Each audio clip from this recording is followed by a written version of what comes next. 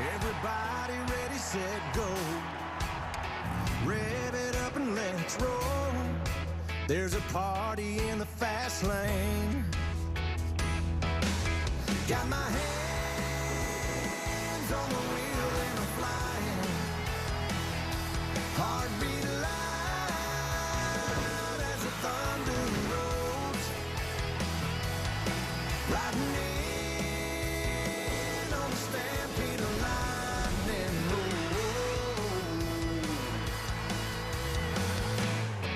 I'm bringing back the sunshine. Bringing back the sunshine. Baby, it's about time. Whoa. Bring it back. Oh, yeah.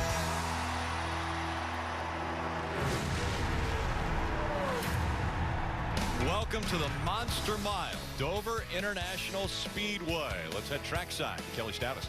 Matt Kenseth won here at Dover in May and comes to this race with a 26-point cushion over the chase cutoff line. But crew chief Jason Ratcliffe told me he doesn't take any comfort in those points because, simply put, this is Dover and way too much can happen. This team not taking anything for granted. He'll start fourth, Mike. Just how cruel can this elimination race be? Well, a year ago, Jamie McMurray turned in a fourth-place finish here, and that was not enough to stave off elimination. Today, his task is to overcome a 5-point deficit and eclipse the crossover line. He knows anything short of victory, nothing is guaranteed. Marty? 5 points out of the chase also is Austin Dillon. A moment ago, Slugger Labbe, his crew chief, gave him 2 pieces of advice. Number 1, don't worry about the points today. We'll worry about that on the pit box. I want you to focus on racing solely. Number 2, I want you to race like there truly is no tomorrow. Could be the race of your life, Dave. Tony Stewart ranks 15th out of 16 drivers, 11 points below the cut line. He needs a good race today. He doesn't necessarily need to win, but winning is something he's familiar with here.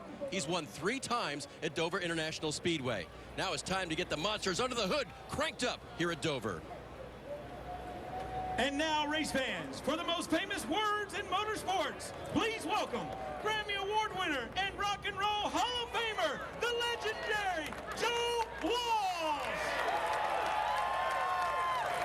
I want to say from the Citizen Soldier team to all active military personnel and all veterans, thank you for your service. Drivers, start your engines!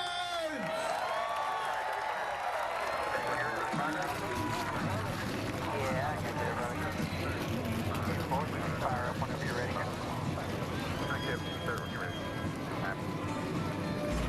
Mark Truex Jr. and Kevin Harvick can say life's been good to me so far, but it hasn't been that good for other drivers. Earlier today in the Xfinity Series race, Justin Marks, a very hard hit. That could happen to any chaser today.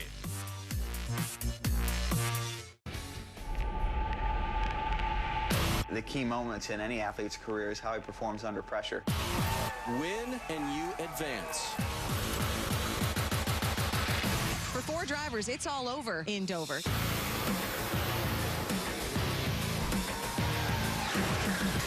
If you're way behind in the points, the only way to make it to the next round is to win the race. Win the race. Easier said than done. Let's take a look at the starting grid brought to you by Nationwide. The grid set by the rule book, owner's points. As the front row having Brad Keselowski and Mark Truex Jr. Brad Keselowski, only driver with top 5s in both chase races. Behind him in row 2 is Kyle Busch, who's a 2-time winner here at Dover, starting next to Matt Kenseth. In row 3, we have Joey Logano, 21 points above the cut line, starting next to last week's winner, Kevin Harvick. Row 4 has Denny Hamlin and Jimmie Johnson. Jimmie Johnson, a 10-time Dover winner. From behind them is Chase Elliott, who finished 3rd here in May, alongside Carl Edwards. Kurt Busch and Kyle Larson will make up row 6. Kyle Larson, looking for a run like he had here in May, finished 2nd. Back in row 7, 2 drivers that are 5 points back to the cutoff. That's Jamie McMurray and Austin Dillon. In row 8, another 2 drivers trying to work their way into the top 12 in points. Tony Stewart, Chris Buescher.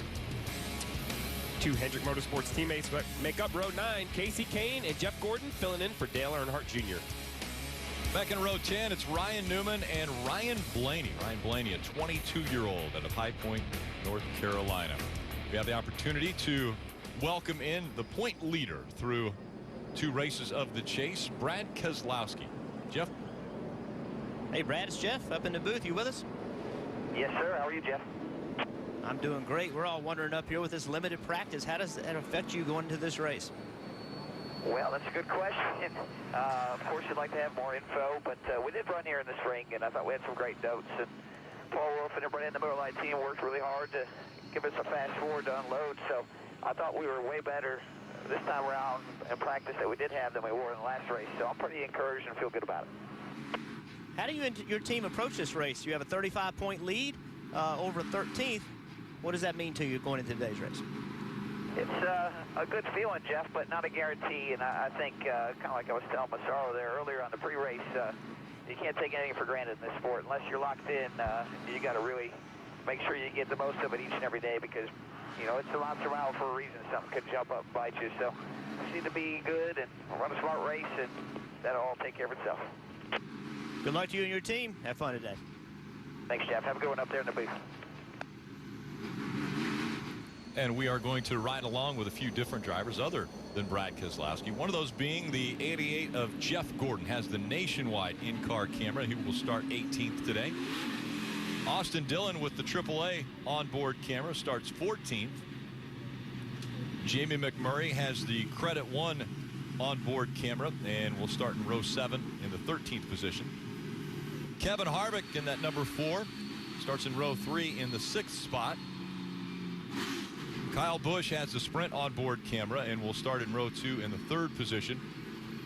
And we just heard from him starting up front on the pole with the Ford in-car camera is Brad Keselowski. Not only will we ride along with a few different cars on the racetrack, but also the aerial coverage provided by our partners at Smithfield Foods. I want to take a closer look at Dover International Speedway with today's GE Track Facts. 400 laps, 400 miles, pit road speed. They will have to slow all the way down to 35 miles per hour when they get to that line right there. And the fuel window, 85 to 90 laps today, Steve. Yeah, that fuel window will definitely be tested, it seems like, here at the Monster Mile. Even as chaotic as the race is, there's times we get long green flag stretches, and these teams, these drivers will try to stretch their Sunoco fuel. And let's take a look at this week's Ford Drive to the Championship. Martin Truex Jr., Kevin Harvick, both with wins, advancing to the round of 12. Brad Keselowski, the most points, but even he said you can't count on anything when you're at the Monster Mile because it can come up and grab you. We've seen so many things happen at this racetrack. We've seen multi-car wrecks. We've seen part failures. We've seen pit road speeding penalties, wrecks getting onto pit road. This track has a lot of challenges, and one thing that's going on today is the track has more rubber on it right now than at any point in the whole weekend while they had practice. So be interesting to see whose car is good early and who can stay good late in the race. Let's listen to communications from the 14 team just moments ago. We will give 110% this whole day. We'll take whatever it gives us. At the end of this thing, we'll count our ships, see where we're at. But remember one thing, this one race, whatever happens either way, is not going to define the season this team's had. They've had a great one. They were able to get a win earlier this year, which put them into the chase in Tony Stewart's final Sprint Cup Series season. 2 by 2, they come down the back straight and into turns 3 and 4. We're waiting the green flag. Brad Keselowski has chosen the inside line. Martin Truex Jr. up on the outside line. Those in the chase all have yellow splitters, yellow spoilers, and yellow banners across the windshield. As they come out of turn number 4, the elimination race is underway from the Monster Mile.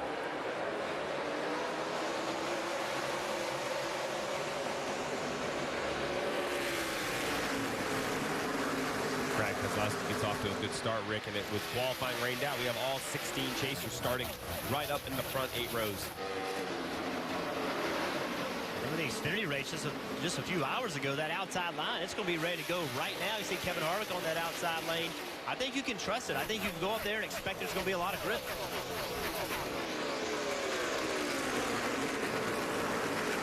Sorting out positions early in this run. Denny Hamlin on the inside of the 48s of Jimmie Johnson. Jimmie Johnson, a 10-time winner at Dover. But again, this was the race where he was eliminated a year ago from chase contention.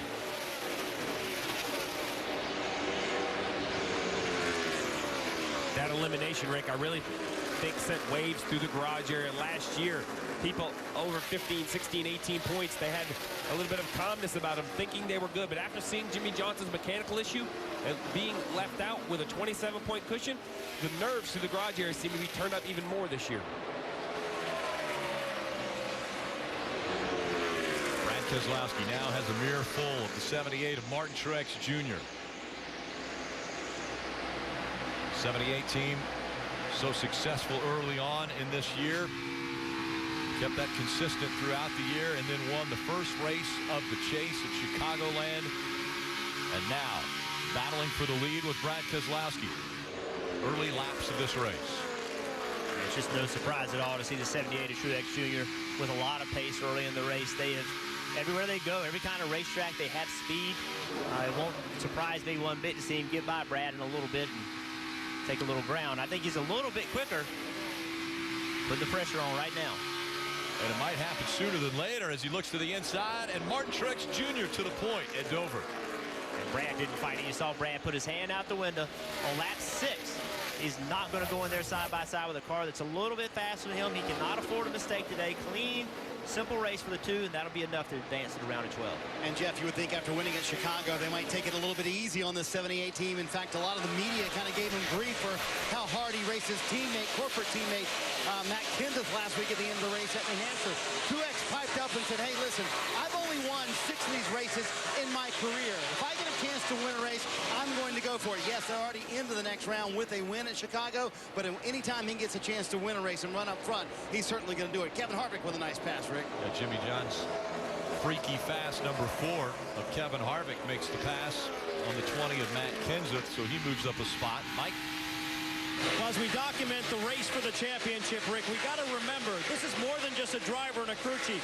The team members also share a part in this. That is especially the case for front tire changer Danny Kincaid, who's on Jamie McMurray's team. Kincaid is one of 5 members of his family that have worked in this sport. He has 2 brothers and a father currently in the sport. His mother, she used to work in the administrative role for one of Jeff Burton's teams back when he drove the Exide car. The caveat, none of the family members have ever won a Cup Series championship. Danny Kincaid would love to be the first. They've got to overcome a deficit to advance to the next round, however. Got a 1 of Jamie McMurray, currently 8 points out of that transfer spot. The top 12 advance at the end of this race. To make, to show what the 1 is up against, the 1 car is 8 points out, Rick, but running in the 13th position. Remember, last year ran 4th, and it wasn't enough. And I think this is the type of racing we're going to see all day long.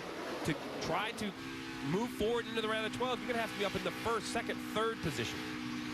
As a driver, what are you feeling out here right now, Jeff? You've gone 10 laps. You know that there's a competition caution at lap 40. What kind of information are you collecting that you can tell your crew chief? Well, as we ride along with Jamie McMurray, what you hear with throttle and what he's seeing, all those things are very important. So listen to how he's going to the throttle and watch the wheel input.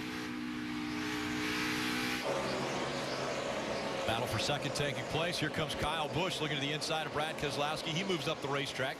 And second now goes to Kyle Busch. And Kyle was one of those teams on Friday. They worked exclusively on race trim. They never went and made a mock qualifying run, never practiced qualifying.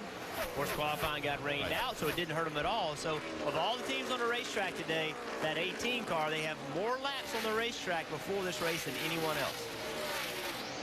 We heard Marty mention for Martin Truex Jr. that if he has an opportunity to win a race, he's going to take advantage of it because he only has 6 career wins in the Sprint Cup Series. 3 of those have come this year. Although this is the 6th straight race that has been led by Martin Truex Jr., and that's the longest ever streak for Martin Truex Jr. as far as leading races. As Jamie McMurray continues to close the gap between he and Kurt Busch in the 41. So what Jamie McMurray is looking for right now, he's looking for the 41 to make a mistake, find a weak point. So right now we've seen the 41 not on the bottom of the track in turn 4. So this is the opportunity right here. Jamie's going to keep pushing that, trying to get alongside the 41 on corner exit. As they get into turn 1, Jamie's been watching the 41 get up the racetrack.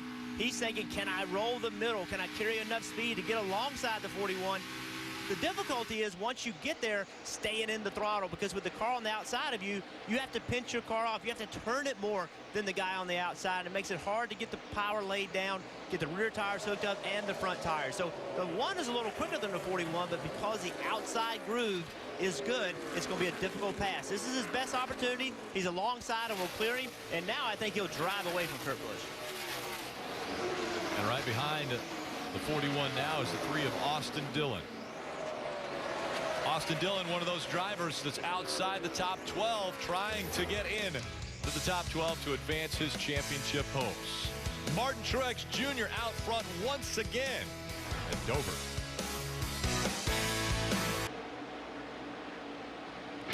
This program is brought to you by Craftsman. Celebrate 25 years of Craftsman Club by texting SPEED to 95990 for a chance to win a 2017 Chevy Silverado 1500. And welcome back to Dover International Speedway. New leader, Kyle Busch, the defending series champion, has taken over the lead from 78 of Martin Truex Jr. Take a look at how it happened. He just jumped on the outside of the 78. It's this run off turn 2. You can see how early he was able to get on the throttle and just accelerate past the 78. We talked about it, Steve, early. This outside lane with the Xfinity race being today, it's immediately come in. Track's ready. We're only on lap 25. And they're already way up the racetrack.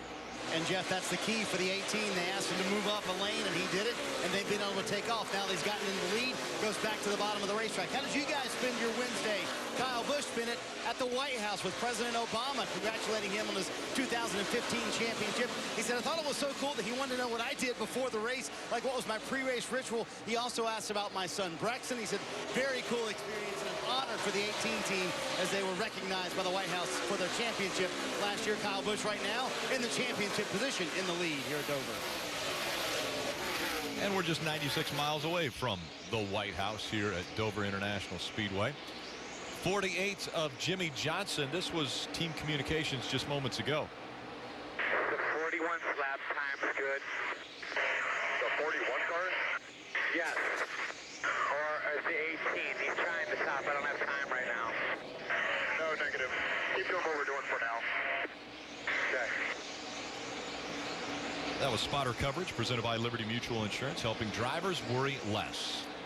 Yeah, that's just basically a conversation between Earl Marvin, who's Jimmie Johnson's spotter, and Chad Knaus, Jimmy's crew chief, probably had it on Channel 2. Jimmy can't hear that.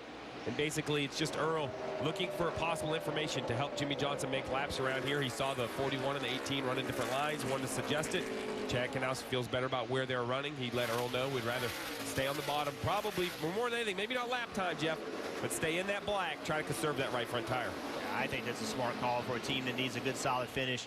I think the outside's great right now, but it's a little harder on tires, so the conservative route's on the bottom. A lot of rubber being put down on the racetrack. Most wins all time at Dover, presented by Sprint, goes to Jimmie Johnson. 10 wins already. He could be adding to that later today and throughout his career, but Sprint's network reliability is now within 1% of Verizon. Switch today and save 50% on most Verizon, AT&T, or T-Mobile rates. Visit a Sprint store or sprint.com/network today.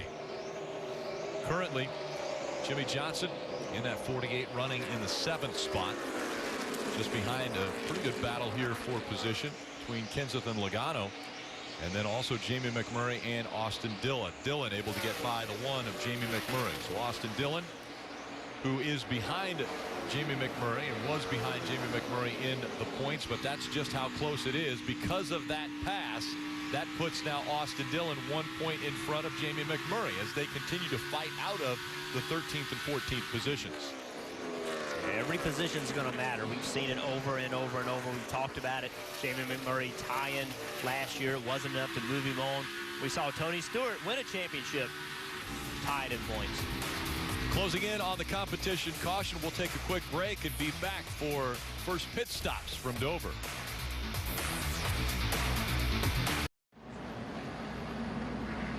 What a difference a year makes. A year ago, Kevin Harvick was in a must-win situation, had to win this race, and did.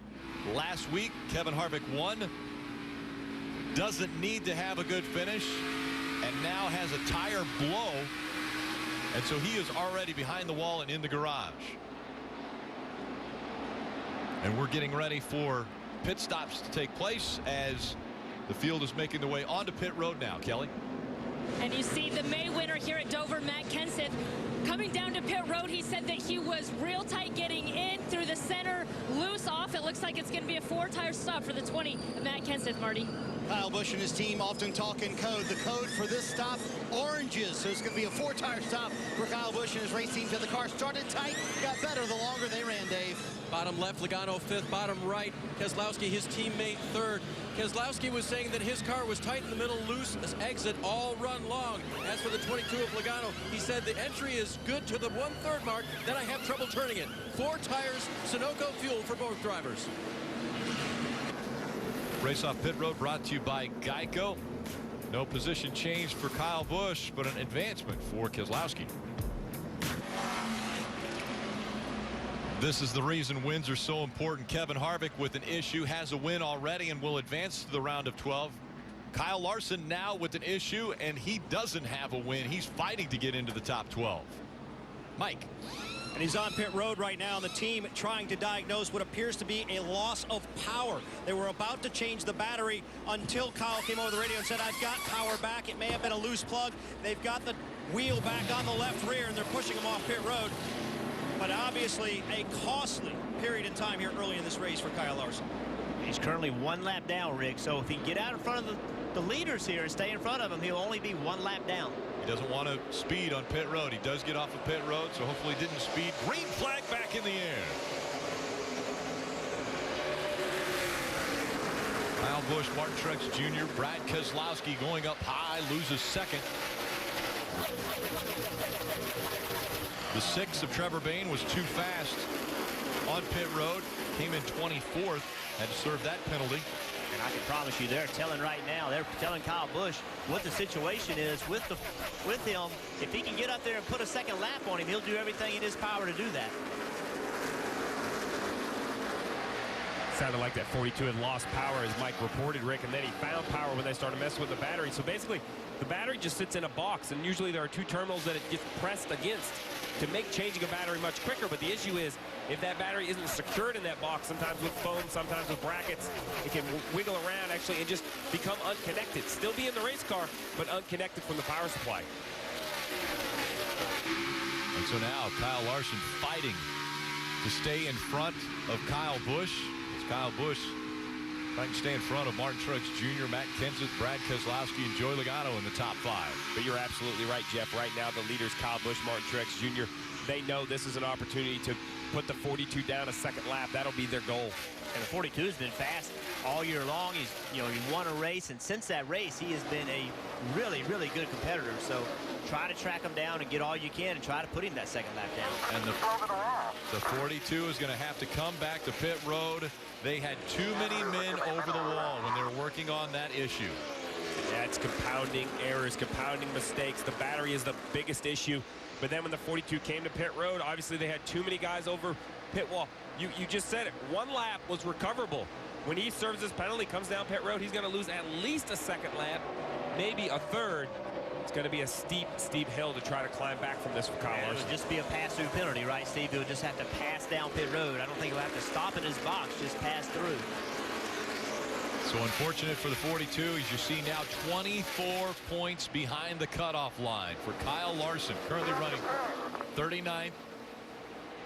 And he doesn't go into his pit stall that time or onto pit road, and they showed him the black flag. They'll show him the black flag with a white cross next time by if he doesn't come to pit road. That means they stop scoring him. They give you a few laps.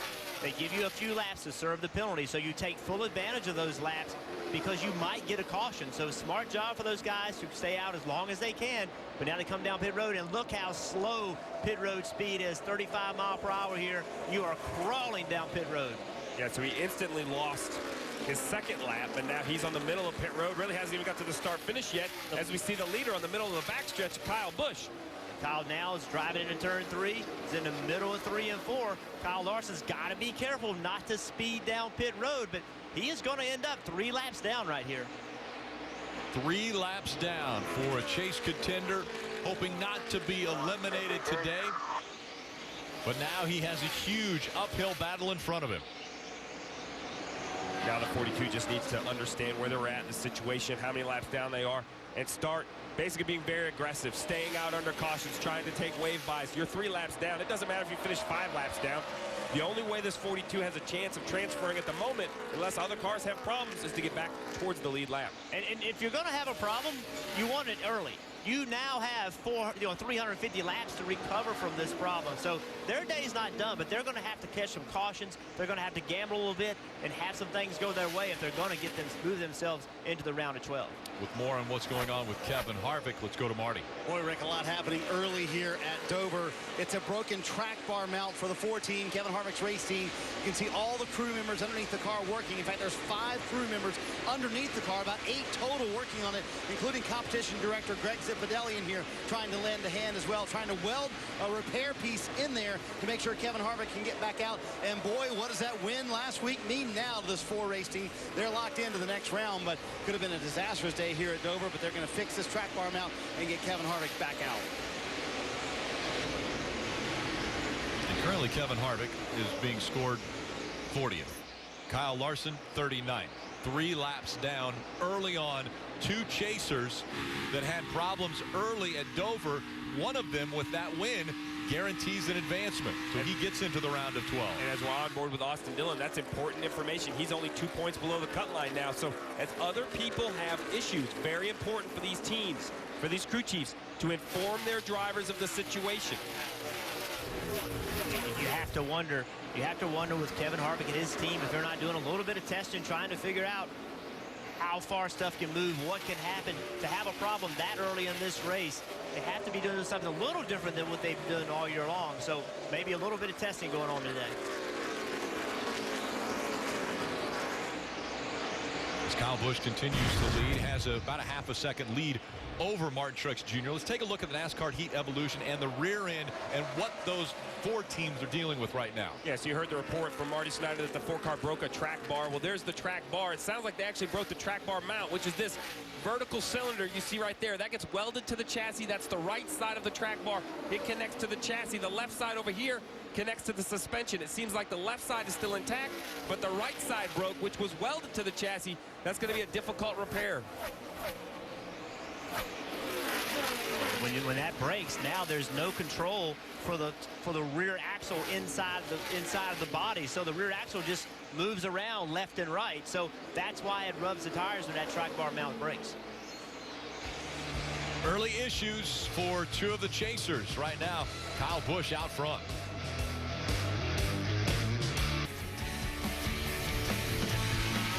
NASCAR Race View gets you access to features that let you follow your favorite drivers if you're at the track. Get live stats, leaderboards, driver, team communications, and more on all your devices. It's available now for an all-new low price when you visit NASCAR.com/raceview. Welcome back to the Citizen Soldier 400 from Dover International Speedway. Mike? Well, one of the guys we're paying very close attention to throughout the course of this race is Jamie McMurray, who came into the event below the cutoff line trying to overcome a 5-point deficit. He knew he needed to have a very good performance today and have no problems. However, they may have some concerns. Got a bad vibration. It doesn't feel like a wheel. It's like the drive shaft grinding or something grinding. That report came in about 10 laps ago. They're monitoring it right now, just making sure it doesn't get worse. But obviously, this team paying very close attention to it, Rick. Yeah, a tough situation for Jamie McMurray. A week ago, they spent most of the race in the top 10, but then ended up with a finish of 19th, which put them in this position where they are right there on the cut line, currently in the 11th spot. Just got caught on the wrong side of pit sequence there. Ended up late in the race, the last car without tires, and the guys that had tires just went blowing by him, so he lost a lot of spots. But now the bigger concern is, what is this problem? What is going on? Is it going to get worse? That would be unnerving to me, Steve. Dave. Of course, Austin Dillon can take advantage if Jamie McMurray has trouble. That's one of the options that they have that they don't have control over. You see, he's just below the cut line, 4 points out right now. His car, however, very difficult to handle right now. It won't turn in the corners, and there's 4 of them here, and they're hard to get through when you don't have that turn in your car. It's a really good shot. You can see what Austin Dillon's having to do, what he's actually looking at. You see his wheel input. If you watch his right leg, you can he actually drives almost with his leg. You can see when he accelerates, when he deaccelerates. There's a lot going on at this racetrack. You have to attack these corner entries. You fall down into this hole, driving into turn 1, try to roll the middle of the corner as quickly as you can, go back to the throttle as quickly, but a lot of times you have to breathe off the throttle on corner exit. Very difficult, challenging racetrack. Well, we are at the Monster Mile, and the Monster is chewing up some competitors today, and one of them, the 42 of Kyle Larson, had an electronic issue. The battery seemed to have come loose inside the race car and lost power, so he came to pit road to repair it. But under that repair had a penalty. It's been quite a day for the 42. So you see, he comes to pit road. He has no power. So as he stops, they're trying to diagnose the power issue. You see, you're allowed 6 guys over pit wall, a 7th to service the driver, but no one is servicing the driver here. So there's 6 guys you see right here. Well, as the pit stop continues, you're going to see this gentleman right here on pit wall. He has something he sees he needs to come over and take care of. He's obviously telling him to jack it up. But when he steps over, that makes 7 guys, because there's still a person you don't see in the right side of the race car. The battery was an unfortunate situation, a mechanical issue. 7 guys over pit wall is really just a silly penalty. They happen often, but it went from 1 lap down for Kyle Larson, very easy to overcome, to 3 laps down. Gonna need some very unique circumstances to be able to gain these laps back. A mental mistake there by the team, and that puts Kyle Larson 3 laps down. The 2 and 22 teammates racing for position, fighting for the 5th spot. Right now, Brad Keselowski has the 5th position. Joey Logano trying to take it away from him. Let's take a look at today's Ram guts and glory, especially when we're talking about the 42 team. Well, yeah, Rick, it all started with a disjointed weekend. There's been rain in the area, some discount or some shortened practices. Teams are going to have to guess a little bit on their race setup. Some have hit it, some haven't. But then also situational awareness, Jeff. You see the 42s having trouble, the 4s in the garage here. These other chasers have to understand the situation they're put in. That's right. Pay attention to what your race is and what you need from this race. Your competition, whether they're having a good day or a bad day, can affect what your strategy needs to be, how aggressive you need to be as a driver, and also how aggressive the crew chief needs to be. You have to think that Joey Logano and his team are feeling pretty good right now. After last week, they ran so poorly early in practice this weekend. Although we didn't get a lot of practice, they really struggled. Crazy loose, no speed at all. But being able to sit here right now and run 6th place, that has to give a little bit of confidence to them after the 2 last times in this car just have not gone well. And challenging the 2 of Brad Keselowski for the 5th spot. So the 22 trying to advance, makes the move, and will take 5th away from teammate Brad Keselowski. Kelly. Just ahead of that group is the 20 of Matt Kenseth running 3rd. His crew chief, Jason Ratcliffe, telling me he feels really good about the direction of this race team, and said, in fact, he said the cars they brought to the last 2 races, Chicago and New Hampshire, he felt like some of the best race cars they've ever had at those tracks, but definitely wants to win today. He says momentum is huge in this sport, Rick. Yeah, momentum is very, very big, and that's really what the 42 was relying on when they entered the chase. They had incredible momentum, and then bad finishes at Chicagoland. The very next race at Loudon, another bad finish, and that put them in a position where they needed to have a good finish here. But as you mentioned, situational awareness, it's not working out for them yet. But again, a lot of racing in front of us. 324 laps still to go as we see the 48 get by Matt Kenseth in the 20. And Rick, I've been watching the 48 of Jimmy Johnson the last 15 or 20 laps. Consistently one of the top 3 cars on the racetrack as far as speed goes. Easily working through lap traffic. You see him overtake the 20 of Matt Kenseth there. Remember, this is a team that I really think have been looking forward to get back to this racetrack. A year ago, that mechanical failure eliminated Jimmy Johnson from this chase. This chase format has not suited Jimmy yet, and I think Chad and Jimmy want to prove that incorrect. They want to advance, continue to advance. And I really feel if you can get the 48 of Jimmy Johnson into the round of 8, 3 very, very good racetracks for him, he has to be a favorite to make the Final 4, the championship run at Miami.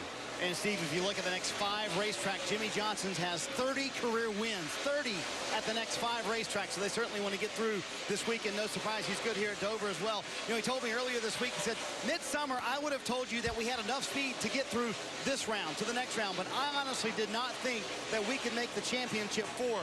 But with the speed we brought in the 48 car and Hendrick Motorsports overall in the last couple of weeks, I think we can. I think we can make it to that championship 4. And as we mentioned, very strong in the upcoming racetracks.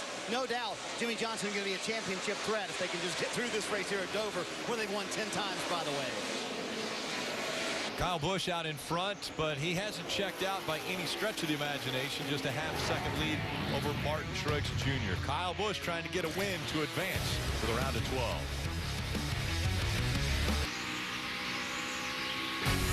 Watch the chase for the NASCAR Sprint Cup Series with the NBC Sports app and get closer with additional camera angles, driver stats, track information. You can watch live anywhere on any device. Find out more at NBCSports.com/live. Marty. Carl Edwards back there, Rick, with a tight race car, but he said it's actually gotten a little bit better the longer they run. He radioed the crew about 10 laps ago, said, I think I found something there that's made us work a little bit better. Talk about drivers anxious to get back here to Dover. Carl was running second with 41 to go in June, got in a wreck. He told me earlier this week, he said, I've been excited for this race since we left here in June, Rick. Yeah, I mean, that's a situation where Carl Edwards really trying to have a great run as we see a battle for the lead heating up. Kyle Busch had a half-a-second lead over Martin Truex Jr. That has disappeared as we saw Martin Truex Jr. slide right in behind the 18. 2 totally different lines being run by the top 2 as they pass the lap traffic of Clint Bowyer. More on the 18, Marty. Well, a moment ago, Rick, Adam Stevens radioed to Kyle Busch, said, you're 2/10 faster than anyone. Let's make sure we have something for the end of this run. Let's say pull up a little bit. So I think Kyle Busch maybe just backing up a little bit to the rest of the traffic here, but a lot of traffic out on that racetrack right now, and Martin Truex Jr. and another Toyota trying to catch him for the lead as well. They just had to split Jeffrey Earnhardt in the 32. 78's running that bottom line all the way around the track, and 18 of Kyle Busch taking advantage of the high line that has come in. Well, remember, the 78 already winning and with a win already advancing to the round of 12. It's his job to push Kyle Busch harder than he wants to be pushed. You know, get up there and make Kyle Busch work for it. Try to force him into some sort of an accident. Remember, you want to race going to the round of 12. If you can find a way to get Kyle Larson out or a team like Kyle Busch or somebody like that is not as good, that's what you want. So it's Martin's job to go up there and make that battle for the win mean something. These two were in the championship 4 last year, and of course it was Kyle Busch who won at Miami, was able to go on to be the 2015 champion of the Sprint Cup Series. Martin Truex Jr. definitely one of the favorites entering this chase this year, as he has been so strong on all different tracks. It is so fun watching the 2 distinctly different lines. Kyle Busch all the way up, getting close to the wall, pushing the edge of that rubber. You can see where the black line is. That's where the rubber on the racetrack is. You don't want to get above that right now. I think that's a space you don't want to be in, but Kyle Busch is using every bit of the racetrack and right against it. Dave, what's going on with the 24 and Chase Elliott? 22 points to the good right now. You see as they run on the left. And Alan Gustafson, his crew chief, told me this morning he wants Chase to drive hard today. He thinks the Dover International Speedway really takes that, so he looks for his driver to do that. So his report back lately has been that the car is tight on compression. And now he says he's rolling the middle, but a little bit tighter on exit. That's just across the radio now. So that's a condition for the moment for Chase Elliott.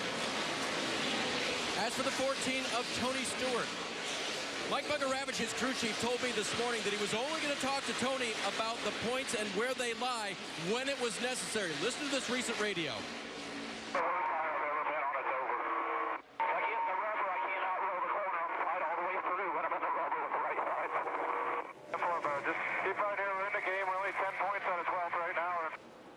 So he's hearing from his driver, horrible race car, maybe worst ever at Dover, and he says, now's the time. I got to remind my driver, we're only 10 points out. That was a little while ago. He's now 14 points away, but he's got to remind his driver, just stay in the game. It is a very long race. A lot of laps in front of him. Over 305 laps to go in this race. Kyle Busch has been out front for 74 of the 96 laps already completed. Martin Truex Jr. led 16. Brad Keselowski led the first 5 laps that were run. When you talk about how long the race is, Rick, we're not even to the quarter mark yet. 3 laps away from the quarter of the way through. So remember, this used to be a 500. It's reduced down to 400. It's still a very long afternoon. These two battled for the 2004 Xfinity Series championship, and it was actually Martin Truex Jr. who ended up winning that title, and Kyle Busch finishing second in that battle. Marty? Well, Rick, Jeff talked earlier about how Kyle Busch had moved up the racetrack. You see him kind of in the middle right there. He said he really had to do that because of the way his car was handling. He said when he's on the bottom, he went down on the track bar. He said they helped the back of the car, but hurt the front of the car. He said when I moved up, there was all kinds of grip up there. Jeff, sometimes right there, like what Kyle's doing, you have to go where your car likes it the best, and it handles better, not necessarily where the grip is necessarily. Yeah, that's right. Just find where your car is good. That's a great thing about this racetrack. Moving behind these two cars. That blue number 48, he's coming. A 10-time winner. Actually, Johnson has won more at Dover than 26 of the other 39 drivers in the field in their career.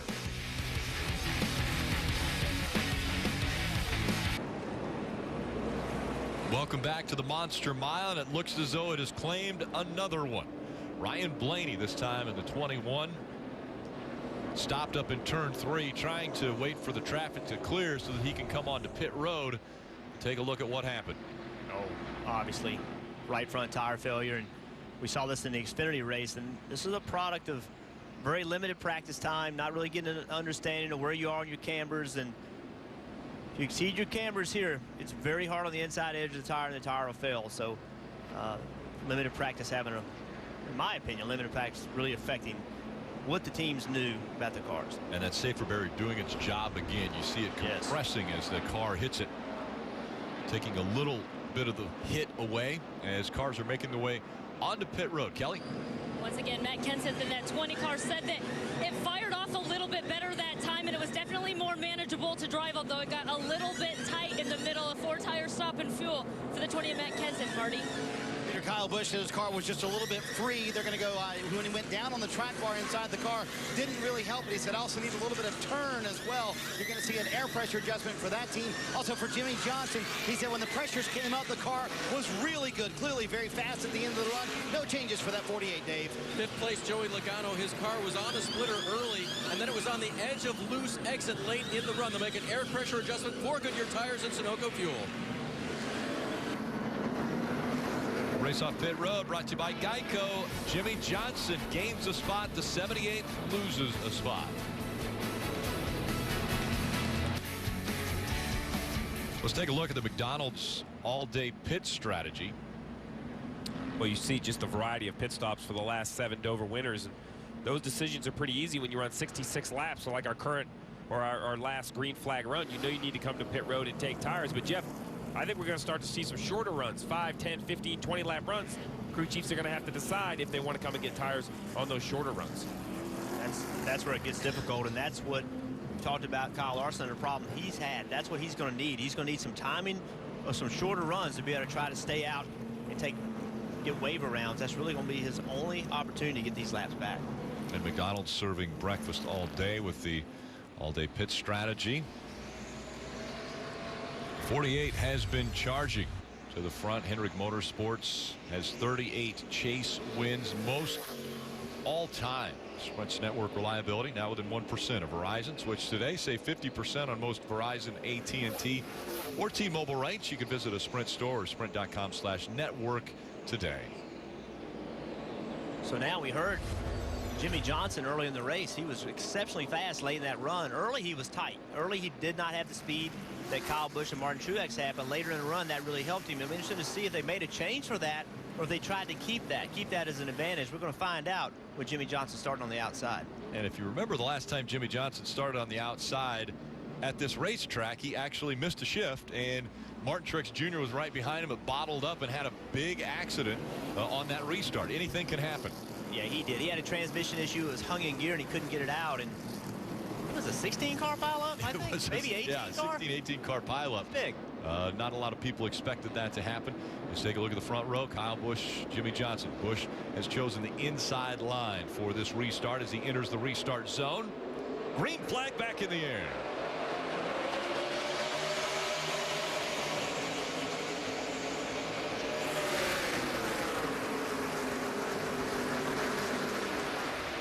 Interesting to watch the concrete as it gets very light after a caution because the warm tires pick the rubber up off the track, but it'll be put right back down very quickly. Now Busch rocking on that restart already has a 7 or 8 car length advantage over Jimmie Johnson, who was on the outside of it.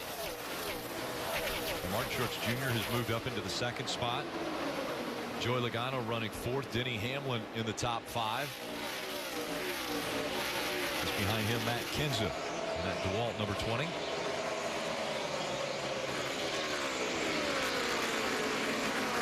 Teammates fighting for position between Kenseth and Hamlin. All 4 of Joe Gibbs Racing cars in the chase, as well as the Alliance team of Martin Truex Jr. Austin Dillon in the 3 is the first driver outside the top 12, and it's 3 points. That's 3 positions on the racetrack. If Austin Dillon can gain those 3 positions, he would then be tied with the 1 of Jamie McMurray. Yeah, and on board with the 3 right there. You saw he's actually getting through the middle of the corner quite a bit better than Carl Edwards in the 19. Trying to time that run on corner exit to try to turn below him. Looks like he's a pretty good run here off turn 4. A really good view. This is where he's been fast right here. He's able to really gain on Carl Edwards, but then he just can't get the car turned. Carrying so much speed through the center of the corner, he can't get it to turn. Carl Edwards has given up a little bit of speed through the center, but his exit speed is just a touch better. So right there he gains, but then as they start on the exit, there's nowhere for Austin Dillon to go. Well, Carl Edwards is driving like a veteran right in front of him. He knows, I think, that the 3's better than him through the middle of the corner, but that's why he makes sure he exits right here, right along the apron of the racetrack. Does not get up off the bottom on exit. Just behind the 3 team is 41 of Kurt Busch, Marty. And right now, Kurt Busch in the 14th position, Rick, right where he needs to be, plus 13 above that cut line. And that's what he told me earlier this week. He said, listen, we're not coming here to be aggressive this weekend. All we need, a top 10. We just want to advance to that next round because we feel like that's going to be a round of strength for this 41 team. Been struggling with the handling on the race car. In fact, he told Tony Gibson the changes we just made, not working so far. Earlier on, he was way too loose on entry, on exit. This last run, way too tight. So they're trying to get the balance right on the 41, but still right where they want to be to advance to the next round. The problem, Rick, is I understand what the 41's saying, how they just want to have a nice, smooth race. Easier said than done. Currently running 14th, only 13 points ahead of the cut line. Well, you know, there are 26 cars within a lap of the leader, or there are over 30 cars within 2 laps of the leader. So with 282 to go, there's no guarantees. Kurt Busch can have a solid race in the top 14, have an issue with 1 or 2 to go on a restart, and miss the chase. Yeah, and also with this 41 car, we just haven't seen the speed. You know, like they were really fast in the spring and in the summer, ran really well, but finished 5th in New Hampshire last week. But that was his first Top 5 finish since Kentucky. 9 races in between, so they need to find a little bit of performance as well. Car just in front of the 41 of Kurt Busch is the 88 of Jeff Gordon, subbing for Dale Earnhardt Jr. Kelly? And there's a sight here at the track that fans will love to see, and that is Dale Earnhardt Jr. sitting atop the pit box of the 88 car. I talked to his crew chief, Greg Ives, and asked what it was like to have Dale back here at the track, and he said it's pretty neat. He gets a different perspective of how the team runs, and he can give us a different perspective. He's been listening in on team radio chatter that he doesn't normally listen to. They had a discussion last night about any changes they'd make, and he said as Dale continues to come to the track, he can help us out with different things like qualifying trim. He can watch how I work with engineers. We can start fine-tuning things this year so that we can come out of the box stronger when he gets back behind the wheel next season. And I think those experiences are positive experiences. I know that when I would go sit up on the pit box I learned things. There were things that the crew chiefs and the engineers and everybody do. As a driver, you have no idea the amount of communication. And if you can understand their job a little bit better, I think you can help them do their job a little bit better. Give them better information, quicker information, smarter information. So using this opportunity to become better as a race team is a really, really good idea. Well, you could join me on the pit box, but a pretty small chance I'm going to join you in the race car. And Dale Earnhardt Jr. earlier this week said his recovery is going very, very well.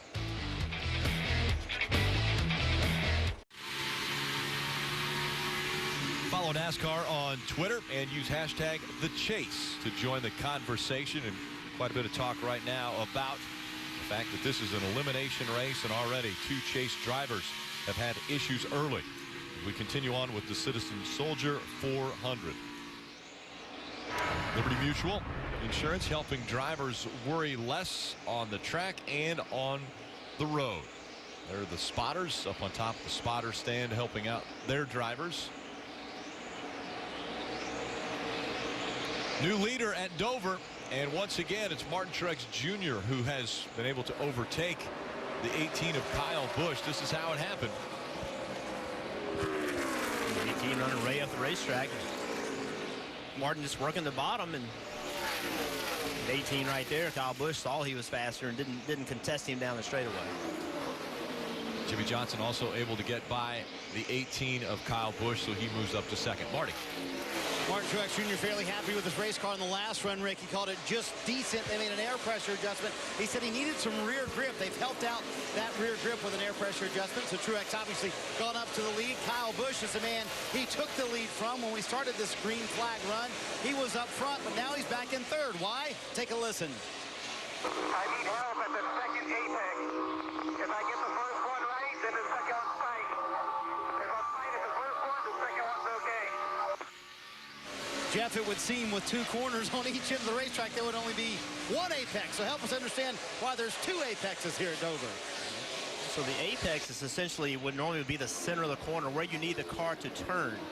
But this racetrack, the corners are so long and so wide that there's actually 2 apexes. So you actually have to make 2 turns. You enter the corner, drive in the corner, you make a turn, and you kind of, I don't want to say you go straight, but you don't turn as hard as you normally would. Then you have to make a second turn. So right here, Steve, is the beginning of the corner. That's the first apex. So the car's got to turn. Then you kind of go straight.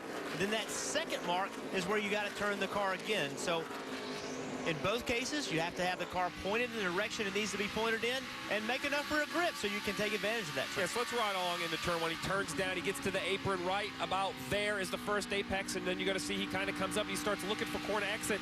Then he goes down right. There is the second apex. There's really 2 corners within 1. As you say, when you go to Charlotte or another big 1.5 mile tracks, you kind of get in, get to the white line, run the white line around the corner, and leave. Here at Dover, there really are 2 corners. Imagine a long on-ramp coming on the interstate or going off the interstate. You get off the interstate, you make your first turn, and then it goes forever. You're kind of constantly turning the wheel, but then you got to turn it harder again to actually make that last turn as you start to approach the interstate.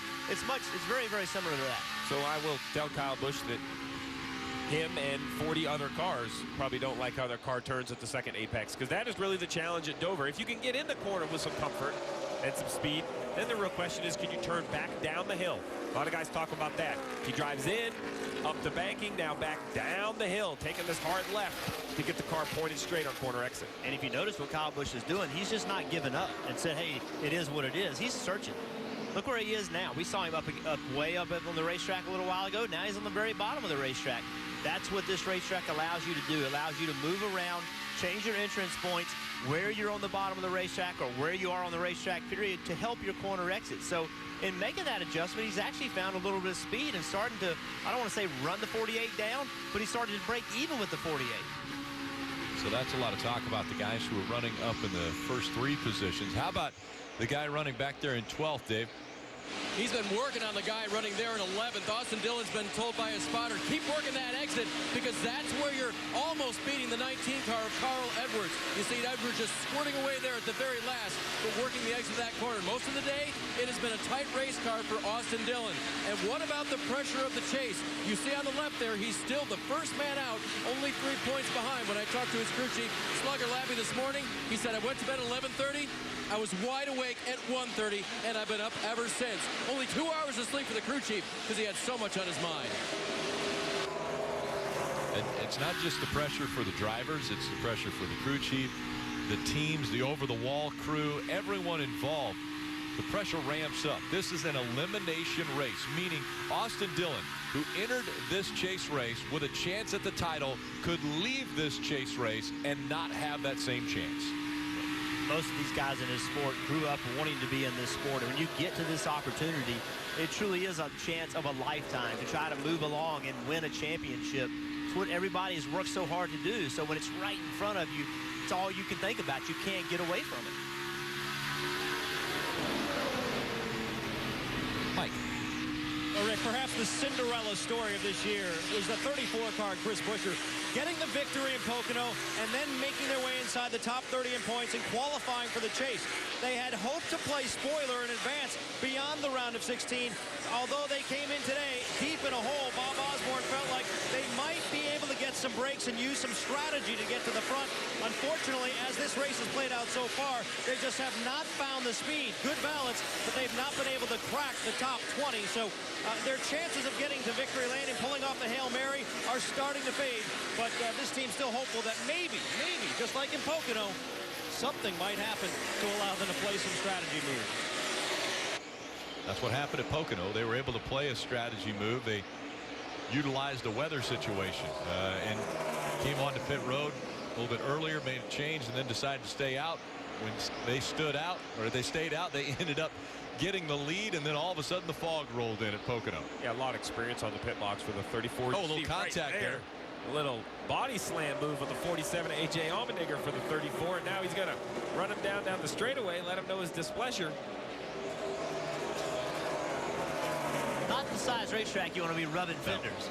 You're drop away here, bud. What I was saying, there's a lot of experience on the pit box for the 34 with Bob Osborne. He has a lot of experience with Carl Edwards. They made some chases together. There's points battle, but what an impressive year for the rookie Chris Buescher. You know, didn't get a ride at Roush Fenway, got really on the satellite team, but never said anything about it. Just kept his head down, was very prepared. It showed up each and every week when the opportunity presented itself. He did the best he could and won that race. As you see right here, opportunity presented itself on the 47, and he took it. And A.J. Allmendinger showed his display. I wonder what Kevin Harvick is thinking right behind him. You know, currently 43 laps down. Listen, guys, I don't want any part of this. Yeah, he said, I've already had a bad day. I don't need it to be any worse. But again, Kevin Harvick, his view, watching from back here, he's a little bit more comfortable in the sense that he has a win already and will advance to the round of 12. You saw him lift off the throttle and back away from that. He said, I don't want to be part of this. But he's probably laughing because, you know, all that's funny only because he had a win last week. Had he not been in that situation, there'd be no laughs, but he probably found that kind of humorous. Well, if you ever wanted to know the value of a win, wait until you talk to Kevin Harvick and Ronnie Childers after today's race. So important that they had the win from a week ago. Kevin Harvick has never finished last in a race in his 567 career starts. He's 43 laps down, and he won't finish last in this one. Ryan Blaney is already off the track, so he's catching him already. Today's aerial coverage provided by our partners at Smithfield Foods as we look down on the Monster Mile. Out front, Martin Truex Jr., Joey Logano running in the third position. He's behind Jimmy Johnson, so it's Toyota, Chevy, and Ford, the top three. Jamie McMurray and Austin Dillon separated by 1 point in the chase running. And currently it's Austin Dillon that has the advantage. Mike? And Rick, those two have been swapping that transfer spot throughout the course of this race. And right now, Austin Dillon has the advantage. As for Jamie McMurray, he had radioed in earlier in the race that he had a vibration. Here's the latest thing he had to say about it. So this night, 2.5 hour check mark, get some type of weird drive chain vibration. Kind of reminds me of the drive shaft stuff, but that's not it. So with only 159 laps complete, still lots of racing remaining and lots of concern in the one camp as it relates to that vibration, Dave. Mike, when I talked to Slugger Labby this morning about the threes run here in May, he said it was really pretty good. We were running 9th when we shattered a brake rotor, and it ended our day. They said that they came here this weekend a little bit different setup-wise, but that their teammates used what they had in the spring, and that was working for them. So Saturday, they swapped back over to that, and they felt it was going to be the right setup for today. It's been a little bit tight, but lately they've made changes to the car, and he's found the speed going forward in the 3. Yeah, I think that's as much a concern as the vibration from McMurray is the speed right now, the 3-car in Austin Dillon. He's moved up the racetrack. Right now he's passing on the bottom, but he's moved up the racetrack, and when he did, he found a way around Edwards, found a way around McMurray. He has run Chase Elliott and Brad Keselowski down, so he has one of the top 3 or 4 fastest cars on the racetrack right now. Rick, we talk about anyone can be eliminated with a mistake, but think about how emotionally draining this must be for Austin Dillon and Jamie McMurray. 400 laps within a point of one another, 3.5, 4 hours, knowing that not a major mistake, a simple slip-up, lose a couple spots, could be the difference from your year and your championship hopes continuing or being dashed here at Dover. And Jamie McMurray felt those very emotions a year ago when he made it into the chase, got to this elimination race, and actually was tied in points with Dale Earnhardt Jr. Dale Earnhardt Jr. had the tiebreaker as far as being able to advance, and so Jamie McMurray was eliminated after this race last year, and once again he's in a position fighting to advance, and it's just a single point right now that he is behind the 3 team. And think about Chip Ganassi Racing. Think about the bigger picture for the entire company. The 42 of Kyle Larson, statistically one of his best racetracks. We talk about it all week on NASCAR America, how well he runs here. Well, they have an issue. They're 16 points below, so really the other hope for Chip Ganassi Racing was the one of Jamie McMurray. And I know this race isn't over right now, but right in front of Austin Dillon are those points. I mean, he has run down those guys. He is right on the rear bumper of Chase Elliott right now, putting pressure on him. Jamie McMurray, you see the gap between he and the 3 of Austin Dillon.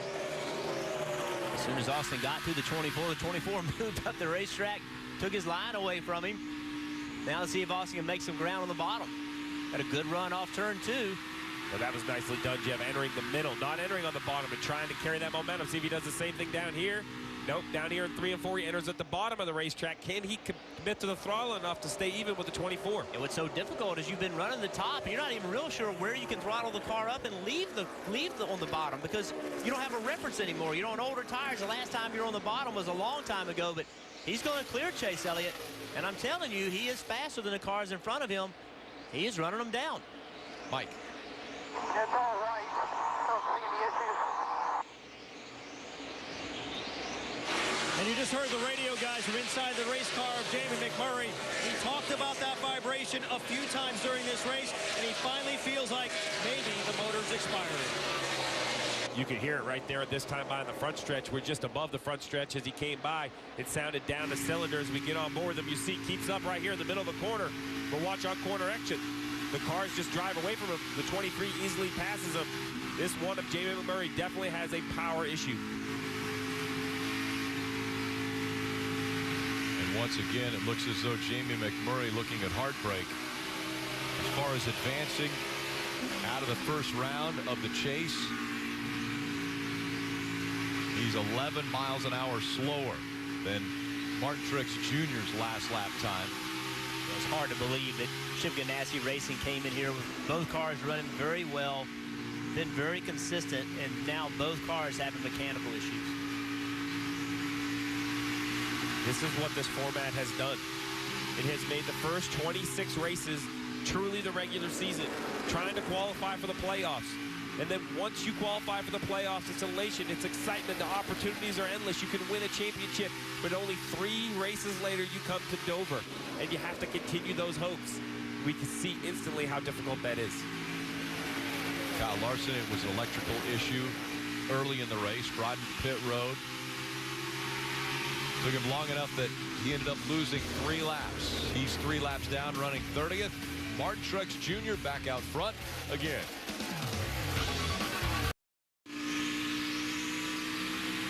NASCAR Drive is NASCAR.com's live race day companion. You can select your in-car video or camera angle, access integrated driver stats, all in real time.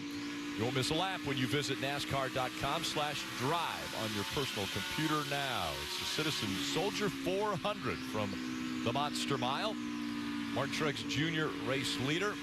Jeff Gordon subbing for Dale Earnhardt Jr., currently running in the 11th spot.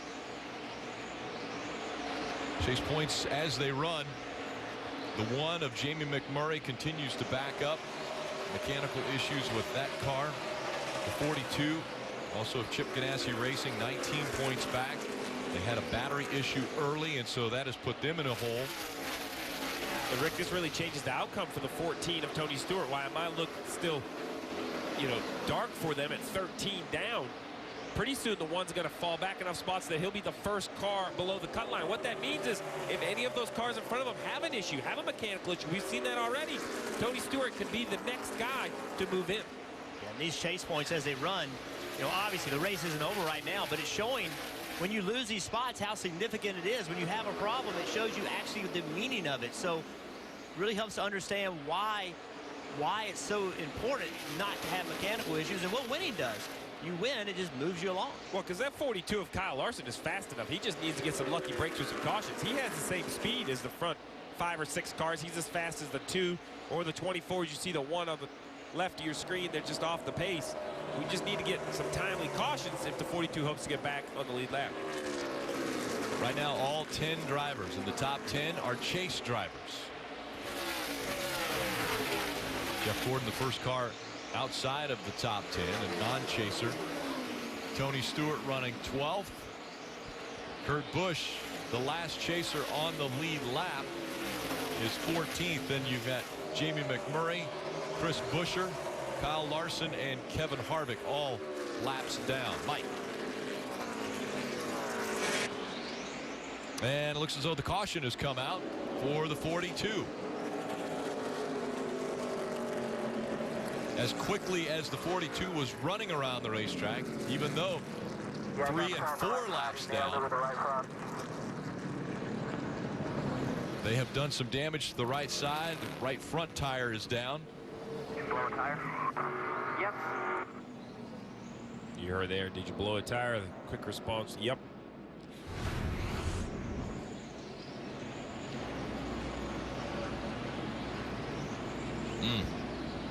Running the high line, I would say that's a good thing. In that situation, he was a little closer to the wall. Yeah, that's right. It's just at that point, it's nothing you can do. You just hope you don't hit it too hard. But we talked about how hard this racetrack is on tires. And collaborative with that right front. It's add to the problems. Free pass will go to the 16 of Greg Biffle as the 42 team will once again go to work on that car. It has been one thing after another for Kyle Larson and this team. Have an electrical issue, then penalized for having too many men over the wall. You're allowed 6. They had 7. Now a right front tire going down when they were multiple laps down, hitting the wall and bringing the caution out. And right behind him, the one of Jamie McMurray. They're going to get under the hood and see if there's anything they can look at. Right, because right now, Jamie McMurray's only 1 lap down. We saw the 88 earlier this year at Michigan had an engine issue that they were able to repair, Mike. We'll see what they find with the one of Jamie McMurray. And they were having a long discussion with Hendrick Motorsports. Scott Maxim trying to diagnose what might be going on with that race car. Jamie had said they were down 1 cylinder and felt like they may be going down another. So they're looking at the electrical system right now to see if there's anything there that might be able to be corrected here that might prevent them from falling even further back. And they had a gun. They were checking the temperatures of the headers, right, to figure out which cylinder it was that was down. Yeah, so basically the one runs a Hendrick Motorsports provided engine. That's why the Hendrick teams were there. And they checked the temperature of the cylinders, and whichever cylinder's not firing should be cooler. Marty. And guys, Kyle Busch said his car, they went way too far on the last adjustment, made the car extremely tight for him. In fact, he described it as the right front not being happy in that 18 car. So you're going to see them undo the last adjustment they did, which was a wedge adjustment, and try and get that car loosened up for Kyle Busch. For Jimmie Johnson, he said it actually felt better at the start of the run. Just felt like I didn't have the pace at the end of the run. The in-car track bar adjustment was helping, but I need a little bit more. So you're going to see a wedge and air pressure adjustment for the 48. Dave? The third-place runner, Joey Logano, will have the Goodyear tires put on with a little different air pressure to help him turn better in traffic. That was his only major complaint during this run. And Philip Sunoco fuel, he's down and out of here. Race off pit road is going to be won by Martin Truex Jr. Everyone holding their position in the top 5.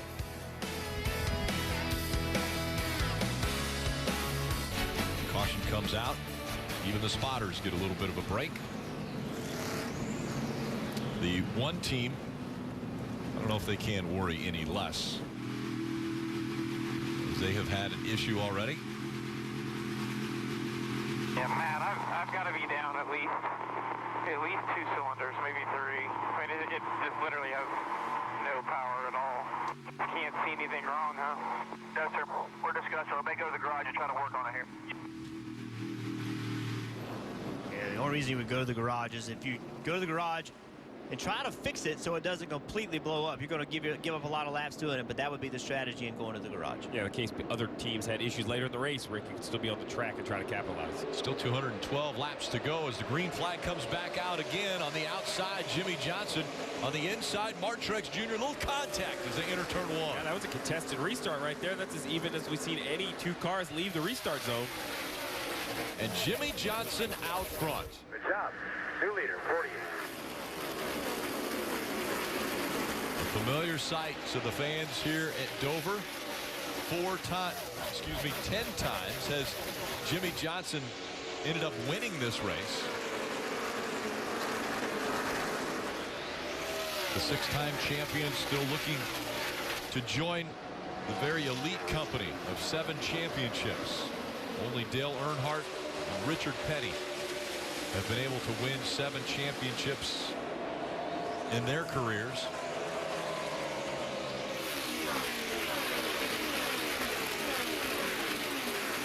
After restart, it is Jimmie Johnson, Martin Truex Jr., Kyle Busch, Brad Keselowski, and Joey Logano, the top 5. Matt Kenseth, Denny Hamlin, Chase Elliott, Austin Dillon, and Carl Edwards, the top 10. Marty. Rick, Jimmie Johnson now in the lead, and they have struggled early in runs. Car's been a little bit too tight for Jimmie, but when the air pressures come up, that's when they've been their best. So maybe this clean air will certainly help the 48. And I was talking to Jimmie earlier this week, and he said when there's a downturn in racing, you don't know where to start, because if you would have done actually the one car right now, Rick, problems on the racetrack. Yeah, they expected it, and it blew up out of turn number 4 and left smoke all the way across the front of the grandstands, and probably some fluid along the track up top. So this will be a pretty extensive cleanup for the one team's engine. Does let go, and once again Jamie McMurray will not advance out of the first round, the round of 16, in just his 2nd year of making the chase. As you know, the disappointment is so big right now for this race team. They had such a solid year, not a great year, but a solid year, put themselves in position, and they talked about maybe going to the garage to fix it. They never didn't do it, so eventually it erupted, and this terminal problem right now. The problem going to the garage and fixing it is, how do you fix it? Right. You don't have a machine shop with you. There's only so many things you can do, and you know, maybe taking the rocker arms off of a cylinder and those kind of things is about the only thing you can do. But you can see all the smoke coming out of the pipes. Yeah, and from underneath that car. So unfortunate that Jamie McMurray, in just his 2nd chase, has once again at Dover ended his title hopes. Been a rough day for all of Chip Ganassi Racing. But still an opportunity for Kyle Larson. With Jamie McMurray, you know that opportunity is gone. Kyle Larson 4 laps down. It's definitely an uphill battle. But you can't write him off just yet. He still has an opportunity to play some strategy games to see if he can get maybe a lap or 2 or hopefully 4 back to get back on the lead lap. Yeah, if a few more people have trouble, then he could be right there. You know, this is the end of Jamie McMurray's day. Obviously, Chris Buescher has a lot of points. He's a lot of points behind. So with a few more problems, he could find his way in. But it's going to be an uphill battle. 4 laps down. Right. It'll be hard to recover from that. Pit road is open. That means we will see quite a few make their way onto pit road. Although the last time we saw everyone on pit road 184. So with only 10 laps, how far back will they start coming? Yeah, I expect most of the leaders to stay out. You got to look back, maybe Kurt Busch, Tony Stewart, Jeff Gordon on the back half of the lead lap, maybe come down, use this opportunity to try to make your car drive better. Yeah, Greg Biffle, the last car in the lead lap, quietly having a decent day in 16th. Casey Kane 11th, the first car to come onto pit road. So the top 10 stays out, and then behind them, Kane, Almirola, Kurt Busch, Jeff Gordon, Greg Biffle, all coming to pit road. Marty. Championship chaser Kurt Busch coming in, and he said the car just way tight for that race team. He came in running 14th. He said, I got to find some fresh concrete to be able to get a little bit of grip in the car. It's going to be 4 Goodyear tires for this race team and a wedge and an air pressure adjustment, trying to free up that car that they've been trying to free up for the last couple of stops. Also saw they slapped a piece of tape on the front grille as well. Jamie McMurray trying to win a championship, and that goes up in smoke as he came out of turn 4.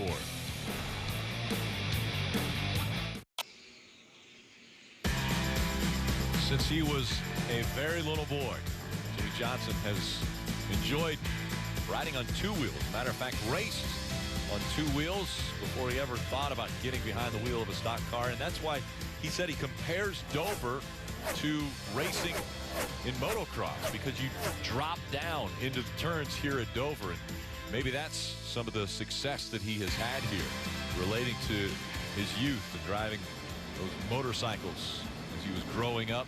Most wins at a single track. Look at the names here: Richard Petty, Darrell Waltrip, and Dale Earnhardt. Jimmie Johnson joining that group. Right now he has 10 wins already at Dover, and out in front looking for his 11th. Lights are off on the pace car once again. Jimmie Johnson has chosen the outside line. Martin Truex Jr. on the inside. Kyle Busch and Brad Keselowski making up row 2. Back in row 3, Kenseth and Logano.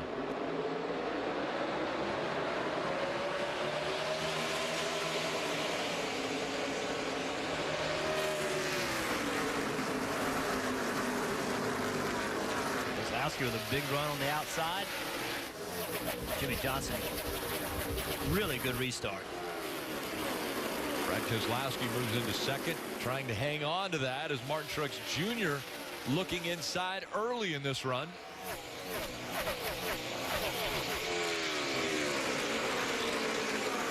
Keselowski back up the racetrack, a little bobble there, and the 78 is going to complete the pass. I still believe Martin Truex Jr. he can drive his race car differently than these guys can. He has nothing to lose. He has a win. He can push that thing to the limit. He makes a little mistake, no big deal. He's moving on. But these other guys around him, they have to be a little bit smarter in how they drive.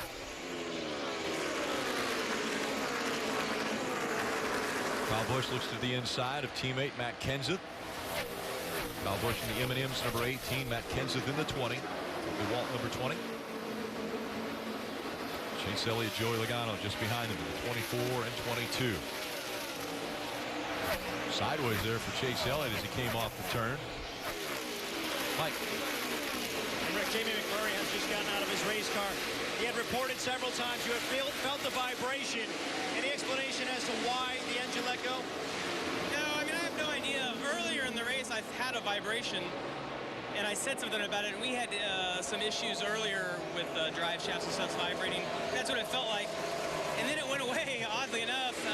But then it started vibrating again, and about 50 laps later, it finally broke. I know there were high hopes coming into this race of advancing beyond this round. It would appear now that it's over. Give me your perspective on the situation. I had a good credit on Bank Chevy. I was really happy with the car. We've had good cars for the last 2 months. Our team has worked really hard to get the cars better, and it's unfortunate that both the 42 and the 1 had a problem today, but it is what it is, and that's why we race. I'm proud of my team, proud of our guys, all the hard work we put we'll come back and try to do it again. Thanks for your time. Thank you. Still has a good attitude despite his championship hopes being over. Yeah, and the one thing that you can always turn and look at Jamie McMurray is Jamie McMurray has won the biggest races in this sport. He hasn't won a championship, but he has won the marquee races in stock car racing. Yeah, and such a good attitude. Jamie is, you know, he just puts his head down and goes to work. And remember, he and his crew chief, Matt McCall, they're fairly new in their relationship. So they made big strides this year. They can take a lot of pride in that. They got to find a way to continue to improve. But that team has gotten better, and I think they will continue to get better. Let's listen into the 14 radio just moments ago. This is what they had to say. So to give you an update right now, we're P13 at points. We're only 8 points behind Austin there. That's 2 in front of you. And it's down to 5 now because Austin is behind him. Sometimes that's all somebody like Tony Stewart needs. We talk about how stats don't seem to apply to him. Has had success in the Open Wheel Series, has won championships in the Sprint Cup Series. In his final season, maybe that's all he needed was a glimmer of hope, just a little light at the end of the tunnel, Dave, for this 14 car to go out and attack and try to transfer into the round of 12. And he told crew chief Mike Bugaravich after that last restart, he's now going to get a challenge back from young Austin Dillon, that it was very loose at the start of the race. In fact, at the start of that last run, and he said that air pressure change might have been just a little too much. And he goes, you'll thank me after about 50 laps. And Tony agreed. As Austin Dillon now goes around the outside, we'll see if the air pressures come up to Tony's liking, and he can battle back for that position. It looks like he's going to give up several spots right now. His teammate goes around him on the outside as well. So Tony's just got to keep fighting, try to find a way to make his car a little bit better. There's a battle for third. 18 and Kyle Busch getting by Keselowski. So Brad drops back to 4th.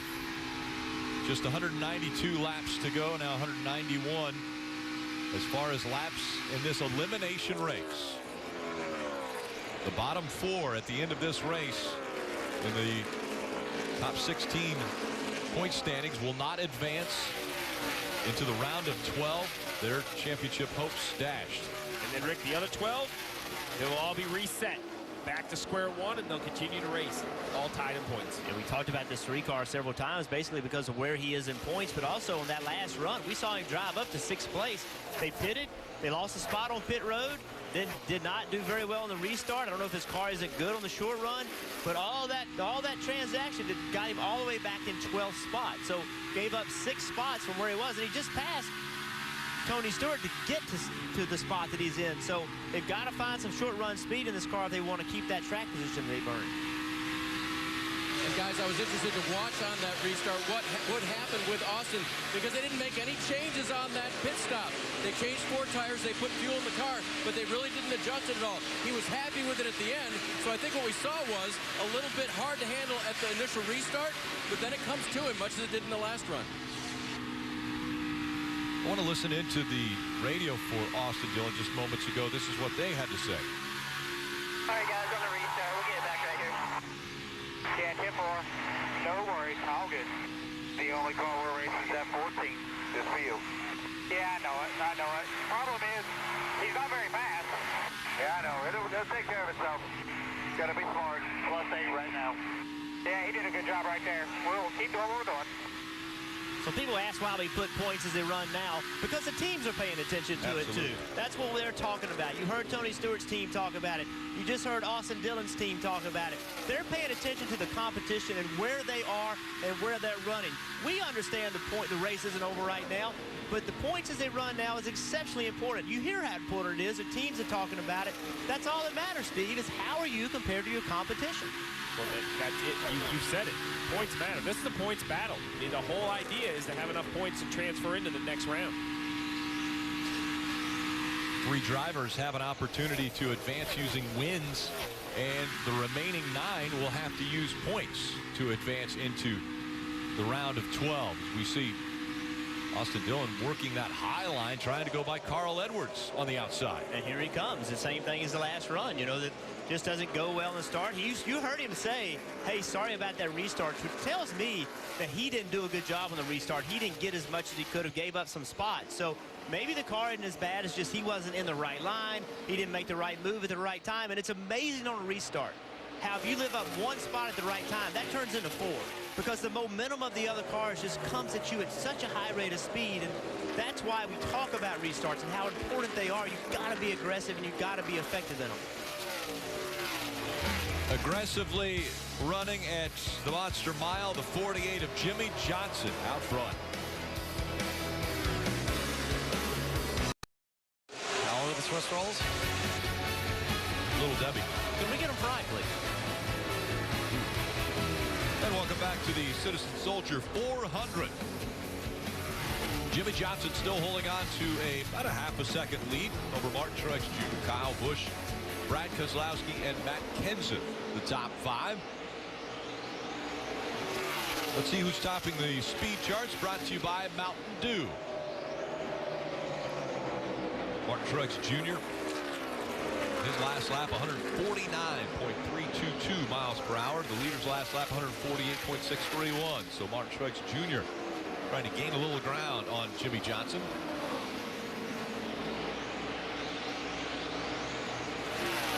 Jimmie Johnson and his team flexing their muscles a little bit here, Steve. We talked a lot about how they haven't been as good as you would expect them to be. They found some speed in the last month. Had trouble executing with that speed. Now with the lead and a fast race car, you know, can they get down pit road and not speed? Can they have the proper pit stops? All those things that they've struggled with lately, they still have to do that in order to finish this off. Have to execute a full race, don't you, Jeff? No doubt Hendrick Motorsports has brought some speed here to the chase, and Jimmy and I were talking about that earlier this week. He kind of joked that in the summer when everyone was asking what's going on, how do you fix it, he said if we knew we would fix it. He told me, he said through any downturn in racing, it takes a while to change directions and figure out where the speed is. There's a process of elimination of work you got to go through to get going back in the right direction. Steve, you've been through a few of these downturns in speed in the past before.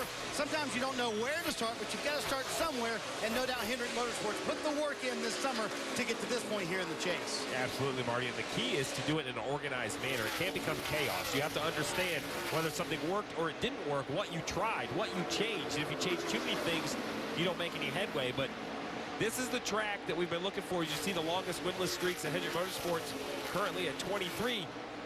I've been looking at this track, Jeff. You and I have had this conversation that the 48, I think, is sick of hearing about having a downturn, sick of hearing about not being fast enough. And this is the track that they could come, they could win at, perhaps in dominating fashion as they're currently leading their 41st lap of the day. Could be just the momentum this team needs, just the chasing all summer long. Maybe this puts them towards the top. They can walk into the next round with their chests out, a little more confidence. Well, I think this entire season, Jeff, and even, you know, the last 2 seasons, because of this new format, people have said, well, Jimmie Johnson hasn't been able to advance into the championship 4. He hasn't been able to figure out this format. I think that's almost fuel on the fire for the 48 team, Chad Knaus, Jimmie Johnson. They know that they are championship caliber of a team every year, but this format hasn't suited them up to this point. Maybe they're saying now, we can win in this format. Well, facts don't lie, though. Trophies are what matter, and they have not found a way in this format. They believe they are, but they haven't proved it. So until they prove it, they haven't been good enough in this format. And remember, they're 6-time champions. I mean, I am a big believer in this team. I know how good they are, and we have high expectations for them. We expect them to win. We expect them to compete at a high level, not make mistakes that we've been accustomed to seeing them make this year. So that's the thing. In this position with this fast race car, can they finish it off? And I think they have that question too. I think they believe it, but they're realists. They understand they haven't been able to do it. A little bit further back in the 4th position is Brad Keselowski. They had this to say on the radio just moments ago. That 18 in front of you is the only one not on the bottom. You see him up there. 14, 17 behind. Quite a bit of sunshine, a little more heat now. 24 or 24 behind. 10s and teens on the leader. A lot of information there. That was spotter coverage presented by Liberty Mutual Insurance, helping drivers worry less. Sounds like they're talking in code, but they're not. He said 24 and 24 behind. That means they both ran a 24-24. That, you know, that's the time for the lap that they gave. So he knows what that means. Concise information, quick information. But the driver, the crew chief, and the spotter, they all understand that language. Well, we've talked all weekend about track changes. Well, you heard the spotter there say, sun's out, starting to warm up. this is just one more thing that's going to affect this racetrack. Well, I don't think the temperature affects the handling as much. What it does do, Rick, is affect how much Goodyear tire rubber adheres to the racetrack. It seems like when the sun is out, this track is going to even blacker. The tire rubber is going to want to stick more. That will change the handling. And it's changed throughout the first 234 laps. We would expect it to continue to change for the remaining 165. Little wiggle there coming off turn 4 for the 2 of Brad Keselowski. Brad Keselowski again, after restarting up in the front row, has dropped back into the 4th position. Jimmy Johnson out front, Martin Truex Jr. running 2nd, Kyle Busch 3rd. Keselowski is 4th, and one of the things unique, 48 is out front. Let's hear a little bit about his teammates. Kelly? Starting with the 88 and Jeff Gordon in his 6 races filling in for Dale Earnhardt Jr. He has yet to finish inside the top 10. Crew chief Greg Ives would certainly like to change that today and said, in fact, he said that's one of the things that's been frustrating for this team is all season. They feel like they have been running better than where they have been finishing. They hope to kind of clean that up before the season is out. Another Hendrick teammate, the 5 of Casey Kane, meanwhile, has had 4 straight top 10 finishes. They've been coming on strong here towards the end of the season, but when I talked to their crew chief, Keith Rodden, about it, he said, you know, it's really just that a lot of things have started to go our way. Everyone has been really upbeat, working hard, and now things that we have been working on starting months ago are just now beginning to pay fruition. Right now, Casey Kane running 11th. Chase Elliott, the 24, has been having a good day. It's interesting when I talked to Alan Gustafson this morning about Chase. He said it's this race I like calling because it's not a race where you kind of get stuck and you don't have a chance. If you need to work on things, you can work on the race car. That affects a lot. But the driver can affect his line a lot. And now as he works over Matt Kenseth, we'll see if he changes his line at all, try to get a little bit more speed.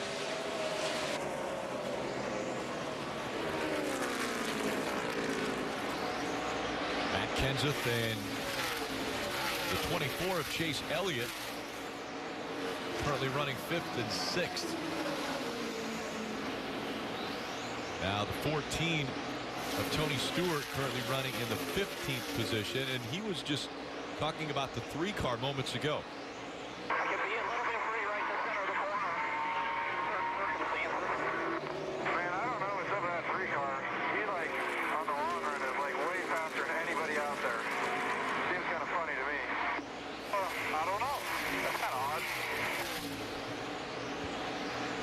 Says that 24.343 was the last lap for Austin Dillon, and he was, by the way, the fastest car that last lap. Yeah, he's flying. I mean, that's what we've seen the last 2 runs with this car. He fell way back at the start of this run, but he's gotten by a lot of people, and now he's run down. We just saw him get by Jeff Gordon. Now he's run down Joey Logano, and Chase Elliott's right in front of Joey. Austin Dillon coming into this race was outside the top 12. Now he's inside the top 12. So we go NASCAR nonstop.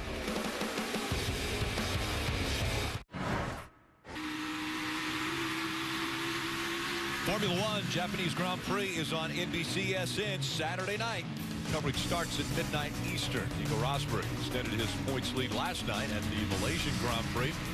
Solid 3rd place finish. Lewis Hamilton trails by 23 points now in the standings.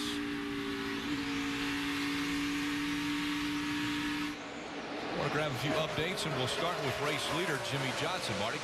Rick, hard to believe it's been 23 races since Jimmy Johnson won at California in March. That's a career-long winless streak for the 48 team and Jimmy Johnson. He told Chad Knaus a moment ago, very happy with the race car. Unless you feel like the track is going to change, don't touch it right now. Martin Truex Jr. is in 2nd. He said his car is a little bit too tight at the 2/3 mark. Remember that 2nd apex? That's where he says it's too tight. And you also remember those teal steering wheels we saw in September? That are now all up for auction at the NASCAR Foundation website. In fact, they've auctioned one off already. Martin Truex Jr.'s wheel from Darlington. It raised $100,000. And Kyle Busch back there a little bit further in the 3rd position said his car just way too loose right now to attack. We're about 15 laps from the next green flag stop, Dave. Brad Keselowski's been pretty happy with his race car most of the day, expecting him at about 15 or 20 laps as well. Car just a tick free right now for Brad. Kelly? Matt Kenseth won here at Dover back in May, but they admit that they didn't have the best car that day. Said they kind of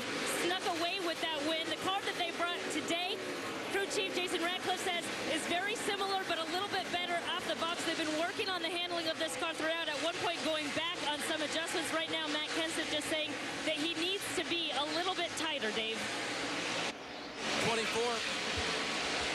24 car has been a little bit edgy most of the afternoon. That's been the biggest complaint that the driver has had. And at age 20, he's trying to be one of the younger drivers to win the championship in the Sprint Cup Series. Joey Logano with the 22 car this afternoon has had mostly a need for help turning in traffic. What he needs now is not to be passed by that fast 3 car of Austin Dillon. No car has been as quick late in the run, it seems like, as Austin Dillon, as others have been noticing, including that radio we heard just a little while ago from Tony Stewart. The 11 of Denny Hamlin. Good run for him as well this afternoon, but a little bit tight has kept that driver from getting the full feel of the race car. It was the suspension part that had him in trouble in practice yesterday, something they found after practice and fixed before today's race, Marty. Dave, you know, it's been a quiet chase for his teammate Carl Edwards back there in the 12th position right now. In fact, they just had one top 10 in the last 4 races. That was a 6th last week at New Hampshire. Right now, Carl struggling with the race car. Says from the center of the corner off, just way too tight for that race team. And Kurt Busch also struggling with a very tight race car. That was until this run. They finally got that 41 car loosened up. And remember, just a little bit of a note, they pitted later than everybody else. They came in when a lot of guys stayed out, so they'll be able to go about 10 laps further on these green flag runs, Dave. Even though Tony Stewart lost some positions, we saw them all right in a row there at the beginning of this last run. He said the balance is pretty good. It's just a tick free in the center of the corner. That's what he would like fixed in the next round of stops, Rick. Thanks, guys.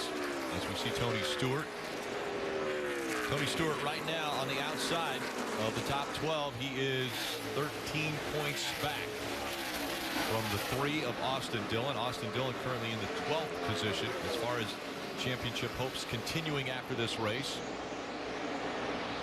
He's got Jimmy Johnson not too far behind him. Jimmy Johnson's behind him some lap cars, but Jimmy and Tony are on the same straightaway, so Tony's going to have to get going if he doesn't want to get a lap. Jimmy Johnson putting Greg Biffle, who's the last car in the lead lap, getting by him. Closing in on green flag pit stops. The last time Jimmy Johnson, Martin Truex Jr., Kyle Busch, and all of the top 10 were on pit road was back on lap 184. And so they have gone almost 80 laps. Pit window just over that. Yeah, Rick, this is a 400-lap race, and that you have to understand what you're racing. You're racing the Monster Mile, a very difficult racetrack. You see how big save right there behind Jimmy Johnson, the 16, and Greg Biffle. But if you go back to the spring, you see how quickly things can change. Jimmy Johnson had a good run going to the spring. The transmission had an issue, wouldn't come out of second gear. Jumps up the field on the restart. You see how many cars get collected. So with 139 to go today, there's still a lot of opportunity. These drivers are all doing exactly what they need, which is to race the racetrack, understand where their competitors are within the chase and the chase points, and try to remain patient as the laps go by. That accident in May, very familiar with quite a few chasers as far as drivers that were involved in that wreck. Jamie McMurray, who his afternoon has ended because of an engine issue. Kevin Harvick also has had mechanical issues, but Denny Hamlin, Kyle Busch, Joey Logano, Jimmy Johnson, Martin Truex Jr. all know how quickly things can change at the Monster Mile. As you mentioned, coming up on green flag pit stops. I know we've harped on this for the first 2 races of the chase, but this racetrack's no different. Added pit lines for this race this weekend. Pit road speed is very, very difficult. It's only 35 miles an hour. With all of the chase contenders running inside the top 8, Hamlin, Edwards, 10th and 11th, we've seen other issues. A speeding penalty on pit road could cost a team 2 laps under green here at Dover. Could easily be disastrous, as was almost this for the 16. Greg Biffle's running hard, trying to stay that first car 1 lap down. Eric Almirola pushing him.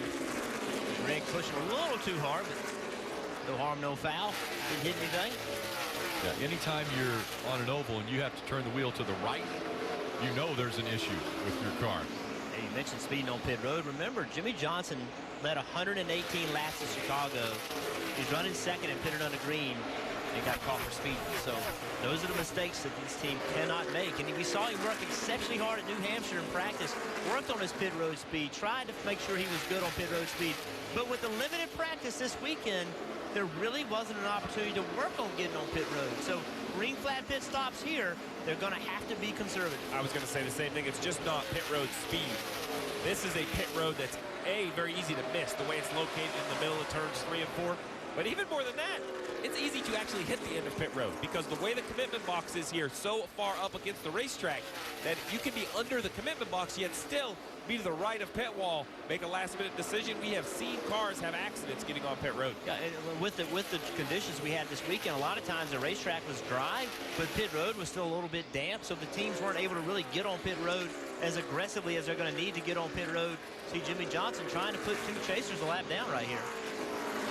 Going to do it to Kurt Busch in the 41. He clears him, and we'll put Kurt a lap down, and then looking forward to the 14 of Tony Stewart, also trying to put the three-time champion a lap down.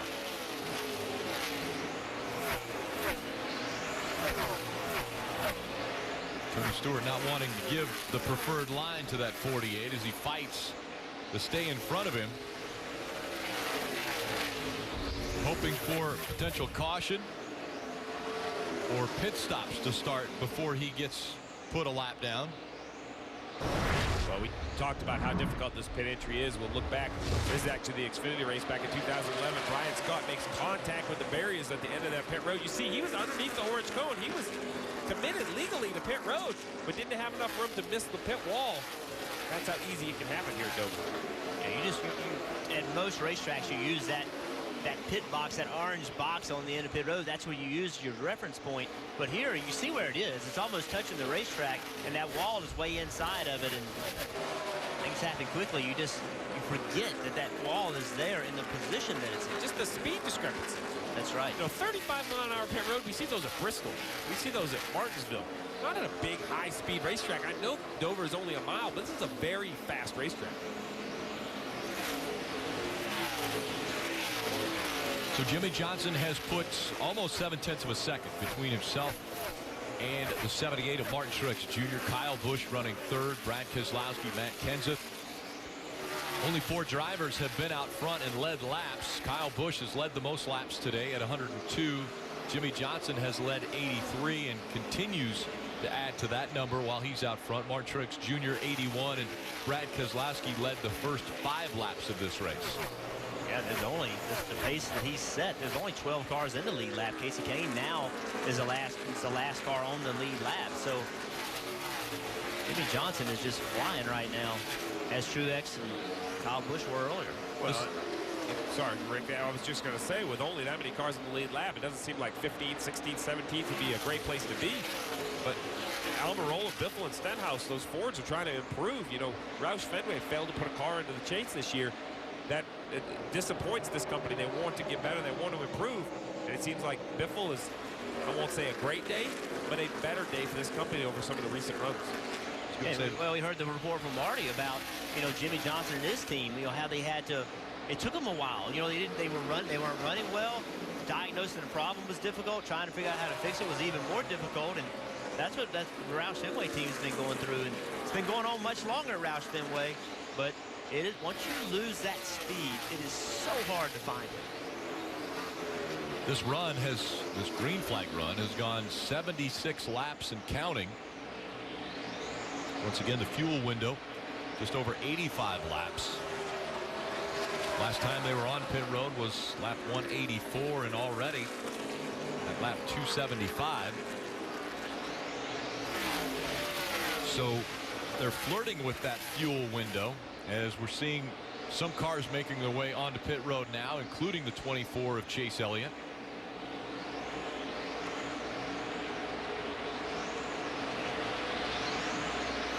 Chase not the first to make his way under green flag conditions onto pit road.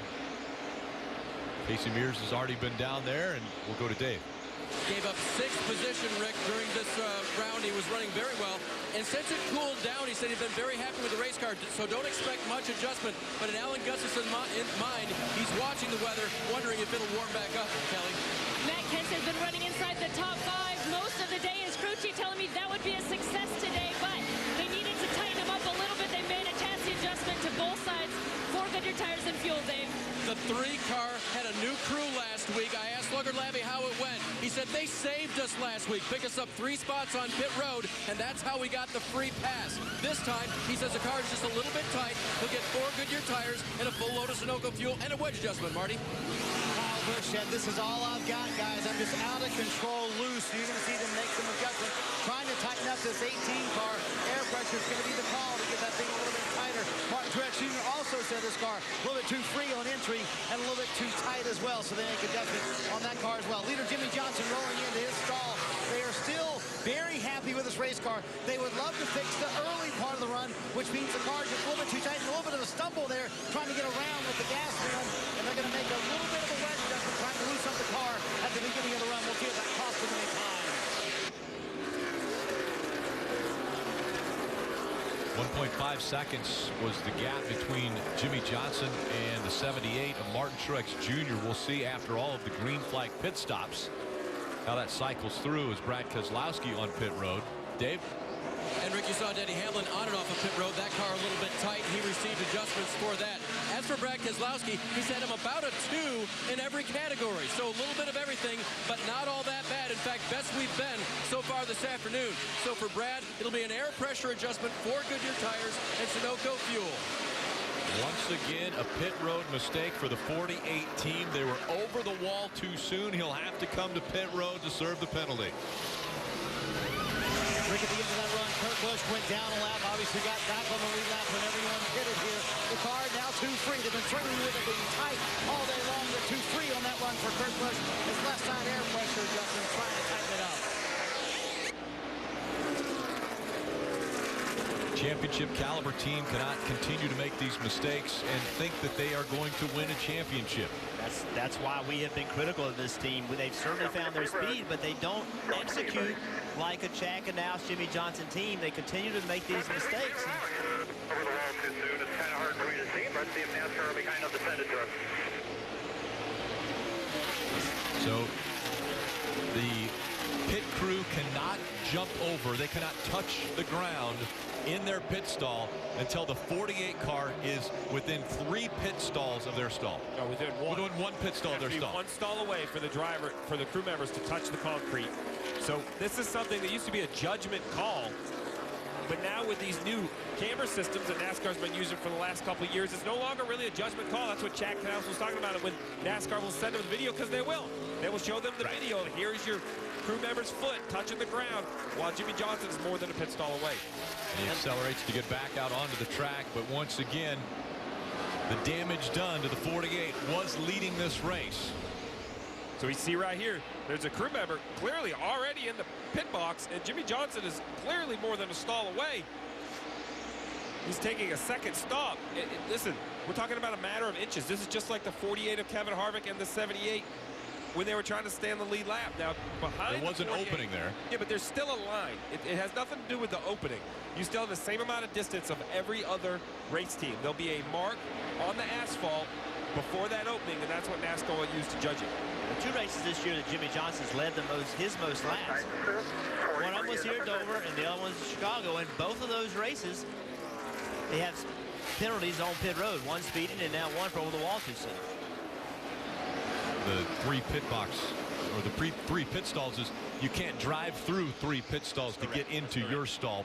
But once again, 1 stall out is as far as the car can be when anyone's foot touches the ground in the pit stall, and that's what they got caught on. And so this update, where that put the 48, he now is 1 lap down, running in 16th position. So went from the lead of the race to being a lap down in 16th.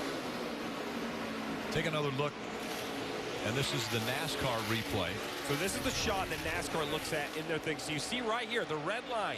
That is 1 stall away. You see it's in the middle of the 18 box, but that's because the 48 has an opening behind them. Well, clearly when the 48 was not to that, or before he broke that red line, there was already a crew member touching the concrete.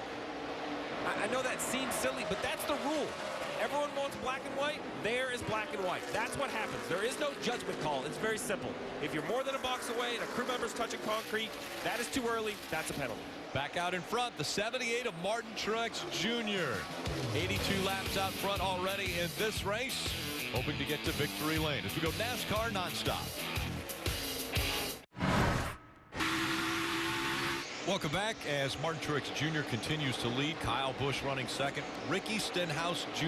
still has yet to come to pit road, but they are running third. Brad Keselowski, Chase Elliott, all in the top 5. The big story right now has to be the 48 of Jimmie Johnson, and another mistake on pit road has relegated them all the way back to 14. Yeah, Rick, and I want to revisit it one more time because with 105 laps to go, it's a major storyline. So you see Jimmie Johnson before the red line. Well, if you look at the crew member right here, he is clearly touching the pit box. You're not allowed to be in the pit box before the 48 gets to that red line that's superimposed. There's also a little white dash that the crew members could use. That is there for safety. They don't want the crew members in the pit box before the cars get there, because say a car gets spun out. We see that all the time.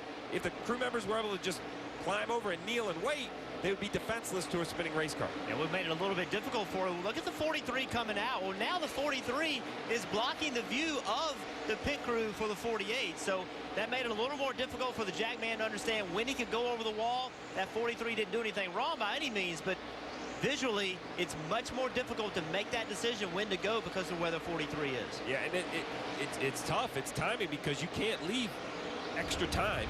You have to get out there and be ready to do your job, but it's the same for everyone. And one thing that the camera system that NASCAR uses, the Pro system, has done, it's taken officiating, in my opinion, to a very consistent level.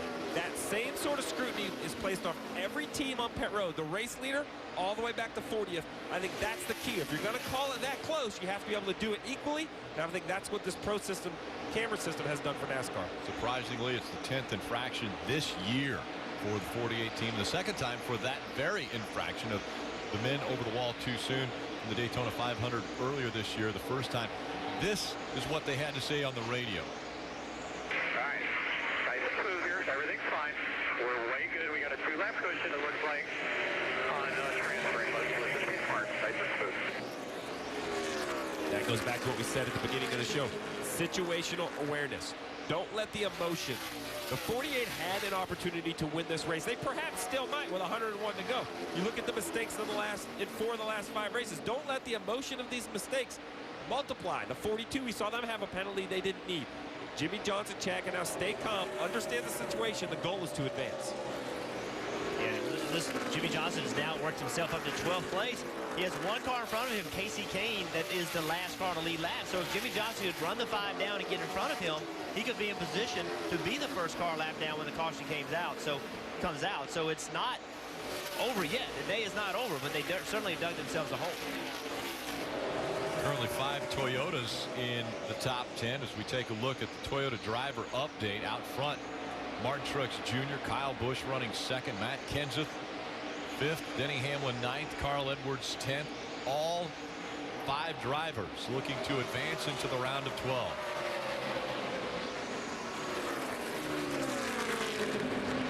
All well above the cut line. Carl Edwards the closest one to the cut line, and he is 25 points ahead of 13th.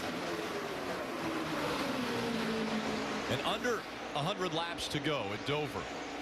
And the weather has been inconsistent. It was overcast pretty much the first half of the race. Then the sun came out.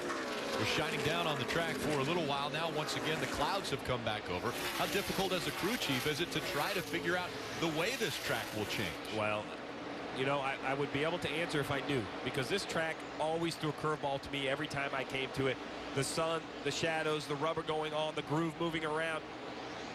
There's a little bit more compromise now because the driver has the in-car track bar adjuster where he can make a handful of adjustments on his own to try to improve his car. But it's so difficult to be good over the entirety of a run. You're either good on new tires, old tires, clean racetrack, rubbered up racetrack. It's probably one of the biggest compromise racetracks we come to as far as from run to run throughout the race. Martin Truex Jr. out front has an 8-second lead over Kyle Busch running second. In Tony Stewart's final season as a full-time Sprint Cup Series driver, he has had a chance to have some of the biggest elations as well as some of the fiery moments in his 3-time Cup championship career. He is a fighter and will continue to fight. Right now on the outside looking in for this, the final chance at a championship for the 14 and Tony Stewart. He currently is 12 points behind the cutoff line. And he is racing against Austin Dillon, who Austin Dillon currently running 7th. Tony Stewart a lap down in 13th.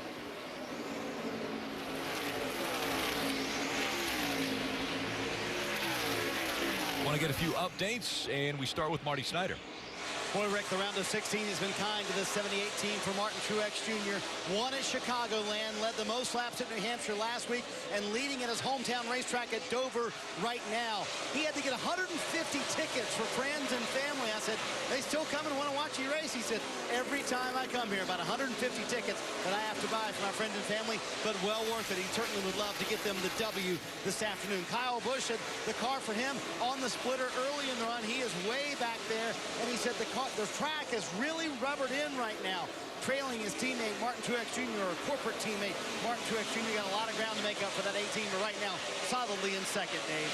Brad Keselowski started first today. The only other time at Dover was in June of 2014, where they only led 1 lap and finished second. But coming into today, having a better position with everyone in the chase, except for the race winners, a similar performance would be more than enough to advance, and he's doing it today. 24 of Chase Elliott behind him. Chase has been having a pretty good run this afternoon, just trying to get through traffic, and that was the last thing that he and Eddie Hahn, his spotter, talked about. Eddie said, sorry, man, they let the 2 through, but not you. It's like, yeah, that's all right. We'll be fine. Kelly? Matt Kenseth came to Dover off a runner-up finish at New Hampshire and a healthy points margin over the cutoff line. When I talked to his crew chief about strategy today, he said, well, Matt is one of the best drivers at being a head-seat driver. He knows when to push and when to just take what the day gives you. But, you know, sometimes that competitiveness comes in, and we have to kind of remind each other of the big picture. Big picture right now, he's running top 5 and looks easily through to the next round of 12, Dave. Yeah, speaking of big picture, did I mention that drivers and spotters are getting angry about traffic? Well, Joey lit up a few laps ago about Brian Scott's 44. Get him out of the way! And then he was reminded, big picture, big picture. 3 of Austin Dillon behind them. His big picture is that he's done well on pit road on the driver's side. Slugger Labbe told me they picked way down toward turn 1 because they wanted a constant speed for him all the way through and guys not pulling out in front of him. It's been good for Austin today. No mistakes by the driver on pit road, Kelly. Jeff Gordon is a 5-time winner here at Dover. When I asked Greg Ives what a success would be today, he said a win. It would be awesome. It would be great with any driver, but to go to victory lane with Jeff Gordon would be pretty cool. But Jeff Gordon reporting that it feels like there's thousands of pounds of airs in those tires. They made an air pressure adjustment to try to help him out last time down pit road, Dave. Mike Wheeler told me this morning that the 11 car wasn't that good in Saturday's practice, so they did a complete reset to basics, someone else's basics. That's why you have teammates, and he went his teammates' direction. Rick? Dave, and look who's right behind Denny Hamlin, about to put Denny Hamlin a lap down. Race leader Martin Truex Jr. Martin Truex Jr. about to lap the 9th place car. And Denny Hamlin, he does, and now he'll set his sights on Jeff Gordon, who's running 8th. He did lap the 19 of Carl Edwards just moments ago, and when he did, take a look at how loose Carl Edwards gets. 78 gets right behind the 98. 98's trying to accelerate off the corner and loses the bottom, and just along for the ride. One thing we need to be watching here is that 9 of the last 11 races here have had final green flag stretches of 35 laps or less. So it's not unusual to have a late race caution. So, you know, if I'm Martin Truex, I'm trying to put as many cars a lap down as I possibly can. I keep the pressure on, and that gains separation between you and Kyle Busch when you come on pit road that last time. Kyle Busch will not be able to be right on your bumper coming to pit road. So as many cars as you can get between you and Kyle, that's an advantage. Mike. I'm sorry, Marty. That's all right, Jeff. I tell you what, Carl Edwards struggling with a tight race car right now for that bunch, and they've had that condition for much of the race. But I talked to Dave Rogers this morning about sort of, as you guys call it, situational awareness. He said, listen, we need a top 10 out of this day, and that's it. Carl did ask earlier about the point situation and where it was under a caution. They told him that they were up right now in a comfortable spot. Right now, plus 26 for that 19 team. So the car not handling the way they wanted to, but not too worried about where they are. Very surprised in this era of NASCAR, when you get a free pass or you get the wave around, to have this few cars on the lead lap toward the end of a race. 76 laps to go and only 8 cars currently on the lead lap, and potentially he could catch up to Joey Logano, who's running 6th right now. Joey Logano's only about 2 seconds in front of him. And by the way, a 6-second lead over second. You're right. That's really a dominant performance. And remember, Martin Truex Jr. was running 2nd the last time the pit stops took place, because he was running 2nd to Jimmy Johnson. How blistering of a pace Jimmy Johnson had been saving. Truex Jr. out front, 120 laps led already as we go NASCAR nonstop.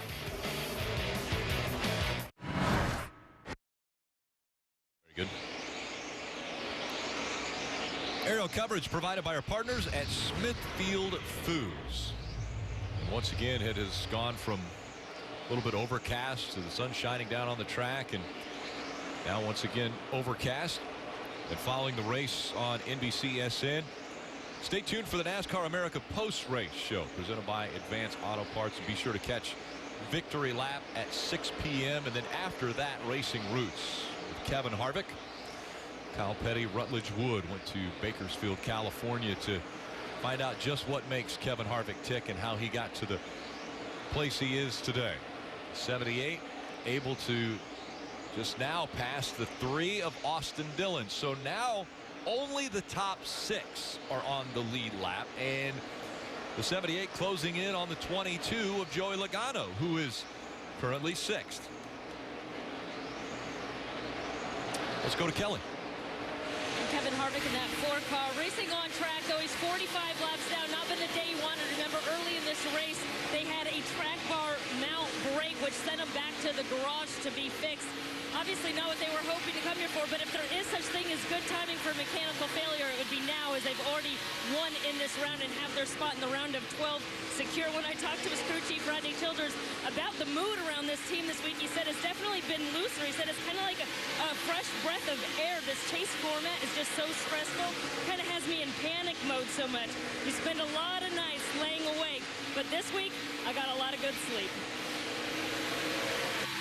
Once again, you have to remember that Kevin Harvick has never been eliminated in this format of the playoffs. And he's done it in every way possible. He's pointed his way through. He's won his way through. He's won his way through when he was pushed completely into a corner on a cut race.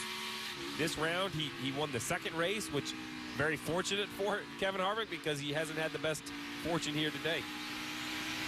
Yeah, and this team, you have to assume this is still one of the favorites. One bad race today. They were running well.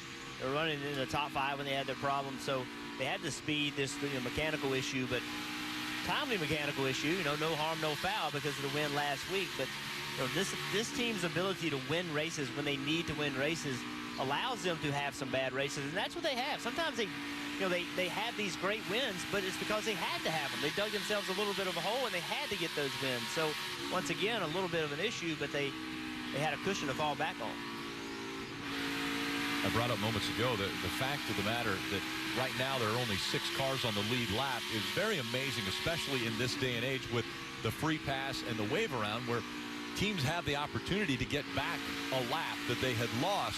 And so you see more and more cars on the lead lap. Well, that rule, the free pass rule, was introduced actually in this race back in 2003. And since that race, the fewest on the lead lap at the end of a race was 5 in the June race of 2004 at Dover.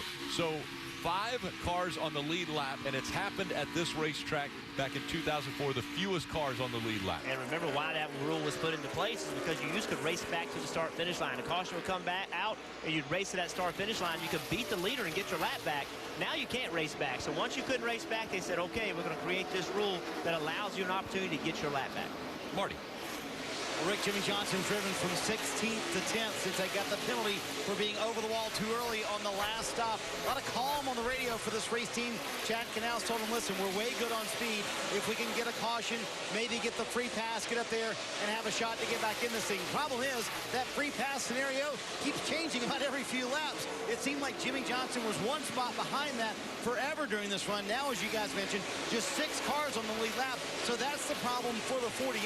They've got 4 cars cars now, or 3 cars that they'd have to get around in order to get that free pass. So, Steve, if you're Chad Knaus, Jimmie Johnson, how would you play the rest of this race, knowing you got a ton of speed, but you might not have a shot to win any longer? Well, unfortunately, Marty, I think that you have to play the hand you're dealt, and right now that hand is not a winning hand. I think the 48 has the speed to win, but with them being down a lap in the 10th position, they need to focus on the points, need to focus on moving through to the round of 12. Wave around would be a major gamble if we did get a caution, because if the yellow didn't come out, they could lose more laps, perhaps put their chase in jeopardy. So you see plus 28 above the cut line. I think Chad and Jimmy at this point just have to understand things didn't go as well. I mean, it's a mistake. It wasn't luck. It was a mistake. But now they have to call the race. It's still in front of them. Probably about 25 laps until we'll see green flag pit stops again. And will more than likely be the last stops of the day. And the beauty is, Martin Truex, as fast as he is, he's not going to stop early. He is a 9-second lead on Kyle Busch with only 6 cars in the lead lap. There's no reason for him to take any sort of risk. Yeah, and with only 6 cars in the lead lap, if we do get a caution, then all those guys will pit. Well, then if you get a caution after that, well, there's only 6 cars on the lap, so there's really no penalty if you're running 3rd or 4th to pit again and put tires on. So that changes the way you can play your pit strategy with few cars on the lead lap. Coming into this race, we knew that it had to be mistake-free for quite a few. The 42 of Kyle Larson was right on the cut line with his teammate Jamie McMurray, and both have had issues today. Yeah, Rick, this is one of the tracks that Kyle Larson runs so well at. We all thought he would run well, and he did have speed, but he had an issue with the battery, had an electronic issue, had to get pushed to pit road. Then the crew goes over to service the car. They start with 6 guys, which is within the rules. 1 extra crew member right here highlighted steps over pit wall. That makes 7 guys. That's a penalty. So they lost 1 lap repairing the battery, but then 2 more laps serving that penalty. Then a little later, a cut right front tire. Basically doomed all hope of the 42 trying to get back some of those laps. And then his teammate Jamie McMurray early started talking about a vibration. Had to slow way down, said he was down at least 1 cylinder, maybe 2. They contemplated bringing the car into the garage, seeing if they could do something before it blew up, so that ultimately it wouldn't blow up, but they weren't able to make that change, and finally the engine ate itself up, and now he's out of the race, and both of these teams most likely are not going to transfer. Yeah, right now the 42 of Kyle Larson is being scored 6 laps down. It is the 3rd season in the chase. It's the first time, though, for both cars, and it will be disappointing for Chip Ganassi Racing to not be able to advance once again out of this first round. Yeah, and I say most likely just because one thing I've learned about this format is you never say never. I mean, anything can happen, but certainly with only the few laps left and as many laps, Kyle Larson 6 laps down, there's only 51 laps left. If he's going to gain those spots, it's going to have to be some pretty crazy stuff happen, but he also has to have enough time to make the laps up. Martin Truex Jr. in front of Kyle Busch by 9.5 seconds as we go NASCAR nonstop from Dover.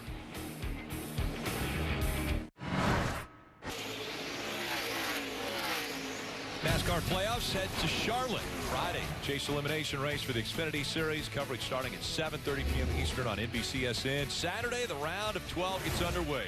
Sprint Cup Series race coverage beginning at 7 p.m. on NBC. Dave, green flag pit stops underway. Yep, Joey Logano had enough. He was ready for some tires and fuel. He said, if I get into clean air, it frees up, and a little bit with my track bar adjuster inside. But that's sort of been the condition. A little bit tight for the 22 late in the going here at Dover. A little bit of a slow stop over 14 seconds. In today's world, the pit stops you like to see under 13. We saw Jimmie Johnson have a penalty on this last round of green flag pit stops. We'll see if everyone can be efficient with 42 to go. Dave. Tony Stewart is on pit road now, under the cut line, and a lot of cars to pass if he is going to advance to the next round.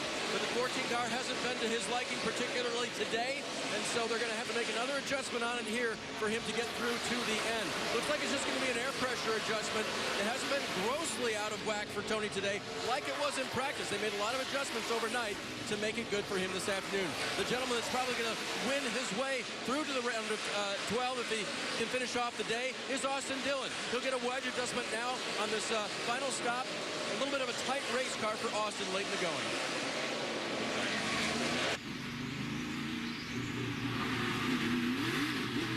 The chase drivers looking to advance into the round of 12. One of those being Chase Elliott.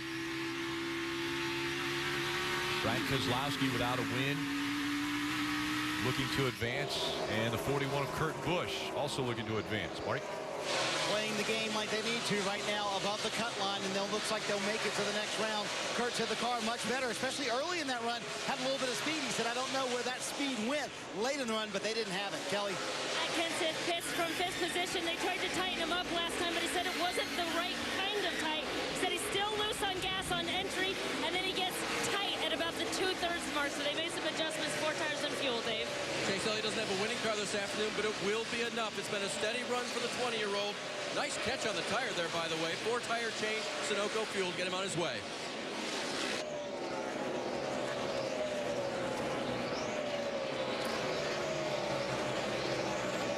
Chase Elliott comes off pit road, and once again, green flag pit stops. This has gone a full cycle through. This is the second consecutive stops that have been under green flag conditions. Martin Truex Jr., Kyle Busch, Brad Keselowski, the only 3 cars on the lead lap. Well, what this does in the middle of the cycle right here is Jimmy Johnson's in the 4th position, a lap down, but he's also in the free pass position if a caution were to come out at the moment. And normally, Jeff, we see when one team pits, they all come to pit road.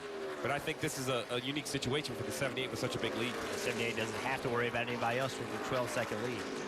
Let's talk about the strategy as we're now under 43 to go, brought to you by Smithfield Foods. Can you overcome what Martin Truex Jr.'s done already? Well, you absolutely could. We can have race restarts. More importantly, though, know who you are racing for the points and minimize mistakes. That's what the 78 is going to try to do on this green flag pit stop. Marty.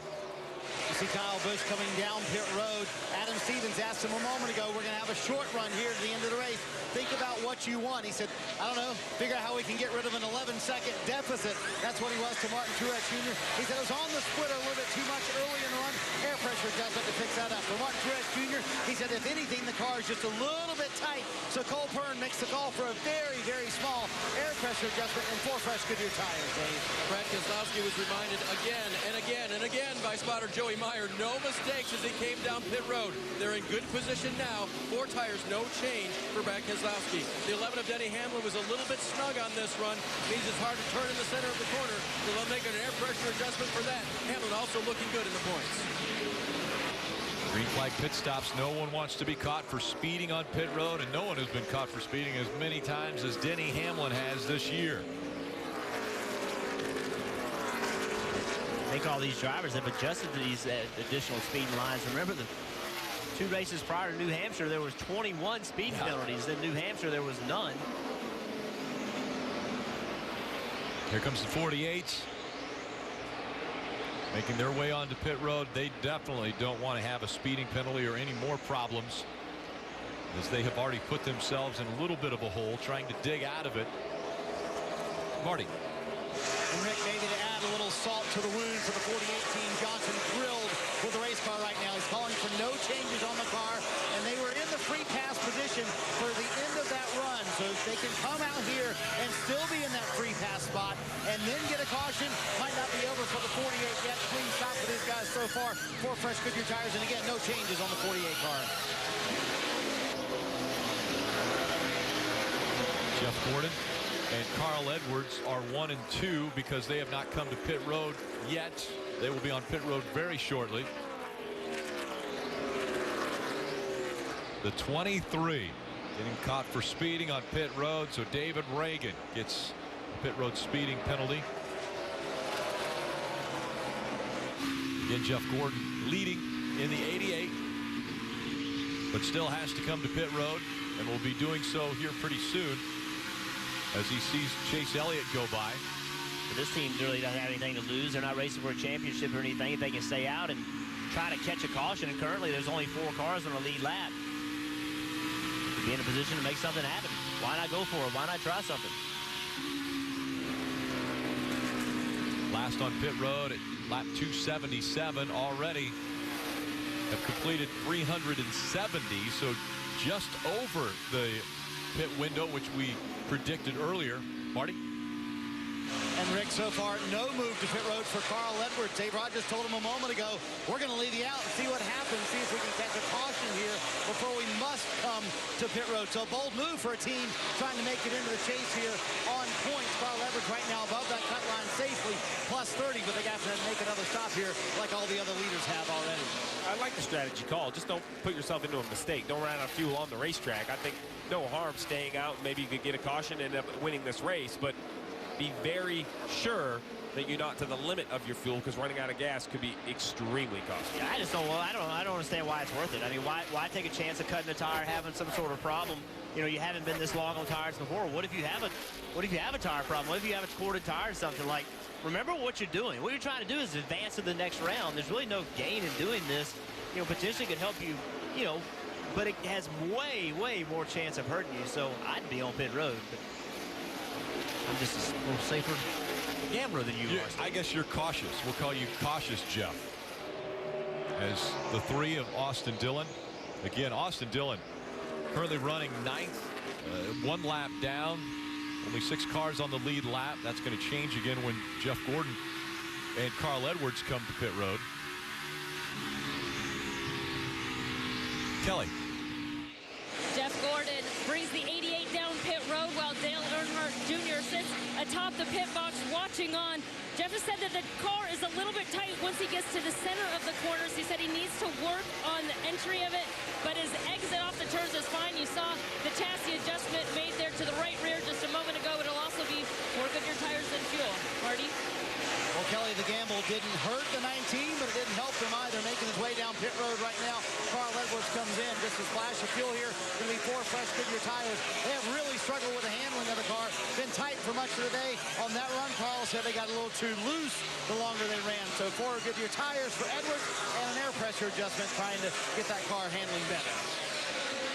And both Gordon and Edwards go a lap down and drop down to 12th and 13th, respectively.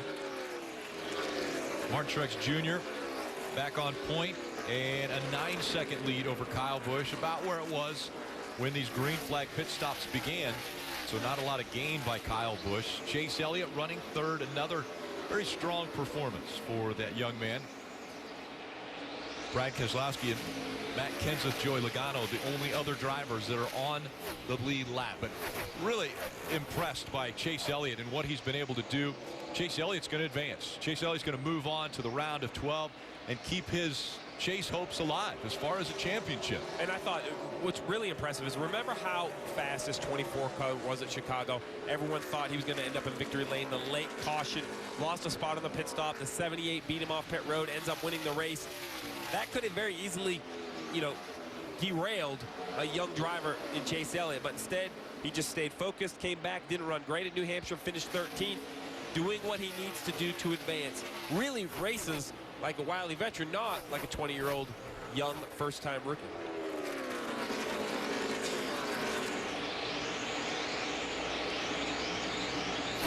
.22 laps to go, and it has been a very impressive performance by Martin Truex Jr. With those 22 laps to go, he will end up leading the most laps in this race as he's getting close to the 41 once again. Marty. Rick, what an amazing first-round performance it's been for the 78 team thus far. Here's a scary thing. Next week at Charlotte, they're bringing the car that dominated the Coca-Cola 600, and that car also won at Chicago for Martin Truex Jr., so a quick turnaround for that race car. You know, I was talking to Truex about the Final Four and trying to make it to Homestead, Miami this year. He said, last year my mindset was, let's try to make it to the Final Four and just see if we can make something happen. This year, my mindset is, let's not mess it up and get to Miami and win a championship. No doubt about it. Going into the chase, guys, a lot of people thought this 78 would be a threat. I think now in this first round, they may have set themselves up as no doubt the favorite to win the title in 2016. Well, when this team gets on a roll, you better watch out. You know, remember they absolutely dominated Charlotte. Led 392 laps of the 400 at Charlotte. This team, you're going to have to consider this team. I don't know if you're saying if they're the favorite, but they're certainly one of the 2 or 3 favorites for this championship. They have to avoid problems, just like we've seen it bite other teams, but this team for sure has the speed to get it done. Hey, look, I know the 78 has just, you know, unbelievable dominance. 184 laps in this run right here, lapped all the way up. There's only 6 cars in the lead lap, but this is far from over. With 18 to go, the race might be in hand for the 78, but you look at the 3 of Austin Dillon, plus 12 points above the cut line, currently running in the 8th position. While that seems safe, we've seen cars cut tires. We saw the engine failure on the 1. If he has an issue with 4 or 5 laps to go, he'll miss the chase still. There are no guarantees. All these drivers now have to be smart and have to finish this thing out. Yeah, Tony Stewart is 1 lap down, running 14th. Austin Dillon also a lap down, running 8th. But as you mentioned, if Austin Dillon has an issue, he could easily drop down to 18th or even further down. Take a look at the 4 first-time Chase drivers. Chase Elliott, Chris Buescher, Kyle Larson, and Austin Dillon. Out of this group, it looks as though 2 will advance. Chase Elliott and Austin Dillon looking to make it into the round of 12 with just 15 laps to go. And I think that Austin Dillon and his team, they have to feel really good about what they've done here today. This was the team, this was the race when I talked to him, he was nervous about. He said, I don't know so much about Dover. In the first round, he felt good about Chicago, felt good about New Hampshire, was concerned about coming into this race, but a solid run today. At times in this race, they had the fastest car. They never really had the track position to take advantage of it. Need to find a way to have a little better restarts to be able to take advantage of that speed, but I think this team has to leave this race with a lot of momentum and feeling really good about this next round.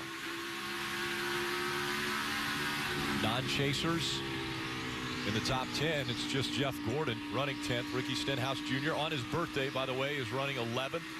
Casey Kane running 12th. Eric Almirola is 16th. Greg Biffle, Ryan Newman, AJ Allmendinger, and Trevor Bayne in the top 20. Those are all non-chasers. The rest of the top 20, all chase drivers. I think Jimmy Johnson is trying to prove a point here. You know, we're never going to give up. He's consistently running much faster than the 78 of Mark Truex. Now, Mark Truex has no motivation to try to hold the 48 down a lap, unless, of course, there's a late race restart. The 48 is trying to unlap himself here, currently in the 7th position, mind you, trying to unlap himself. Yeah, remember, you know, we talk a lot about the free pass.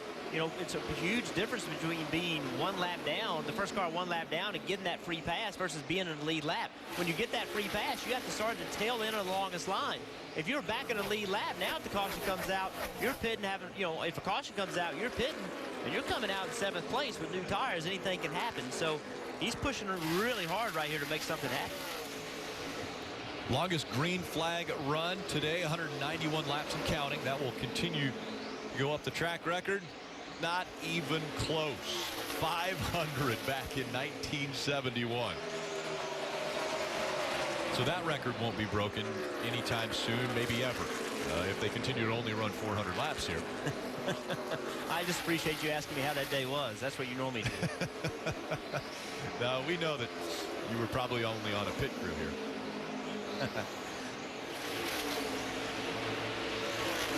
With only 10 laps to go, the 14 not looking good. Currently 11 points outside of the chase. The round of 12, and this being the last opportunity for Tony Stewart to win a championship in his final Sprint Cup Series season. I think it's already been great, though, that Tony Stewart was in the chase. You know, at Daytona in February, he wasn't even in the 14 car, had that back injury. No one knew how long he'd be out. There was question whether how much he would even run the final year. He comes back, he wins Sonoma, gets into the NASCAR playoffs. So while he doesn't appear to have the great fairy tale send-off that Jeff Gordon was lucky enough to have last year by winning at Martinsville, still a great finish to a career to make the chase in his final season. Yeah, that win in Sonoma was really energizing to everybody. You know, watching him have a chance to win and actually pulling it off. And then the team showed a lot of speed. Like through the summer, they showed a lot of consistency and showed speed. Looked really good. But over the last month and a half, they have not been able to bring that speed to the racetrack. And kind of the same as his teammate, Kurt Busch. Kurt Busch has also kind of fallen in the same trend. Although Kevin Harvick has continued on, Kurt has not had the speed also. This is a flashback to Sonoma and the last win for Tony Stewart when the 11 made a mistake. Denny Hamlin goes a little bit high in the final turn. Tony Stewart takes advantage of it, makes the pass, and takes the win. That enabled him to fight for a championship this season. Those hopes and dreams may be dashed today, though, as he is 11 points back from the top 12. You saw the fight in the driver of the 14. He's always had that.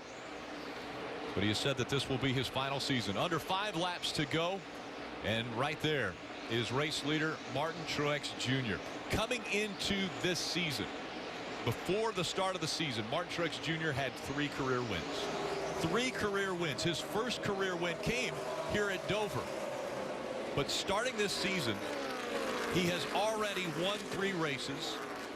He is looking as though he could win 2 races in the first round of the chase. This round of 16. He started off at Chicagoland in Victory Lane, and now under 4 laps to go at Dover. Has led over 183 laps. And Martin Truex Jr. has really put on an incredible performance. There are only 6 cars on the lead lap. That's a combination of what Jimmy Johnson was able to do when he was out front, the pace that he set, as well as what Martin Truex Jr. has been able to do since he took the lead. And I believe Martin Truex Jr. could drive back up and lap Joey Logano if he chose. I think he's found a good, comfortable place to ride. Doesn't want any part of that 19 or that 22. With only 2 to go, I think that's the wise decision. But I don't think he was going to slow down enough to let that 48 go by. I think as much as the 48 wanted to prove a point, I think the 78 of Martin Truex Jr., he wants to prove a point as well. Over 200 laps of green flag racing to end this one as they come out of turn 4. The white flag goes in the air. One more time around for Martin Truex Jr. looking for his 4th win of the 2016 season and his 2nd win of the round of 16. Martin Truex Jr. has to solidify his position as the favorite for the 2016 championship, as he has dominated round number 1, and he's dominated at Dover. He'll win again.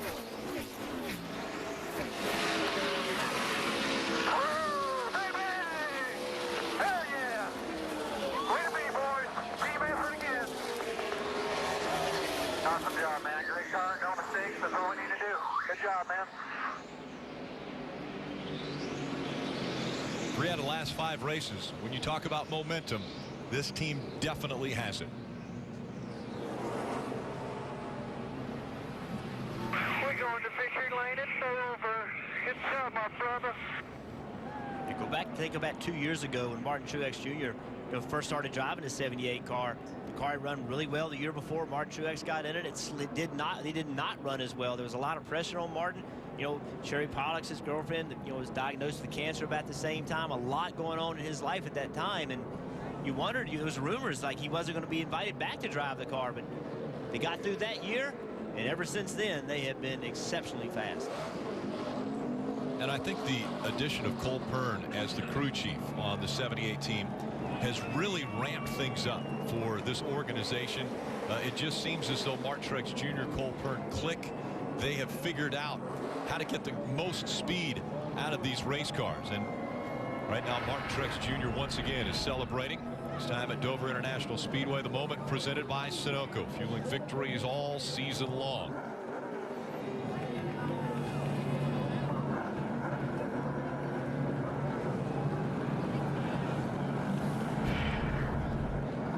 Driving around close to the fans, letting the fans get a look of it.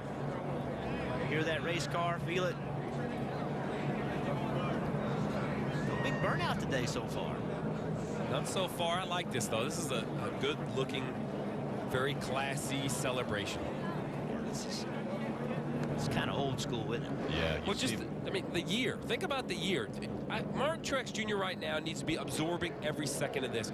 Inches from winning the Daytona 500, dominates the Coca-Cola 600, wins the Southern 500. Those are all the crown jewels. So what could be better? Well, then you enter the NASCAR playoffs, and like you said, Rick, dominate the first round.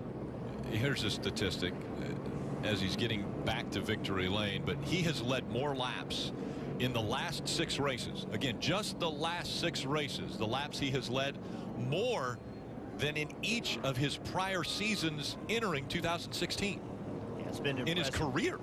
Very impressive, but Next week, it all starts over again. You know, everybody reset the that's points. right. Everybody enters next week with essentially the same amount of points. You're moving on, but now you got to go earn it again. No bonus points transfer. Now everybody in that top 12 is equal, and going to have to bring it again. Take a look at the Chase grid. The top 12 will advance. 2 wins for Martin Truex Jr., a win for Kevin Harvick. But the drivers that won't be making their way into the round of 12 will be Tony Stewart in his final season with Cup Series. Kyle Larson, first time making the chase, and it will end after the first round. Jamie McMurray in his second chase. It ends after the round of 16 once again. And Chris Buescher, really the Cinderella story of 2016 with his win at Pocono. The single car team able to make it into the chase but won't advance into the round of 12. And you heard the fans cheering as Martin Truex Jr. flipped it around right in front of the grandstands on the front stretch. Waiting to fire it back up and head back to victory lane. And that's where we'll see him next.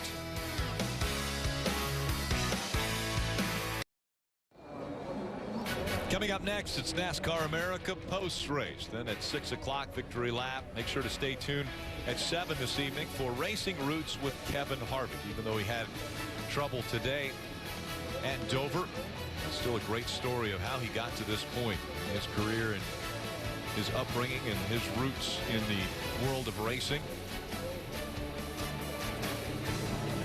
Everyone checking the lug nuts as he'll make his way into victory lane once again. Again, the 4th time already in 2016. When Martin Truex Jr. drove for Michael Waltrip Racing, controversy at the end of the season in Richmond, ended up losing a sponsor. It looked as though Martin Truex Jr. was really on the outside of his racing career. Didn't have a sponsor anymore, no real ride out there for him to move forward with. And then Furniture Row Racing came calling and gave him an opportunity. First year, very difficult year for them, that team at Furniture Row. But then things changed, things clicked. And now Martin Truex Jr. definitely in position to win his first ever championship in the Sprint Cup Series as he makes it back into victory lane once again. I'm going to guess a team based in Denver, Colorado could bring it every single week and compete. You know, when this team was first started, everybody said it would never work. Can't make that happen. Well, Barney Visser, his vision has proven to be correct.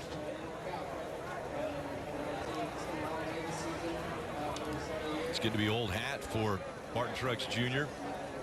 Girlfriend Sherry Pollux. There's Cole Pern coming to congratulate him. Let's go into victory lane and Marty Snyder. Martin Truex Jr. getting a word with Cole Pern as he savors this hometown victory for his race team and winning in front of the fans. Going to climb out here. A little emotional behind the wheel as well. Martin Truex Jr., a winner at Dover again.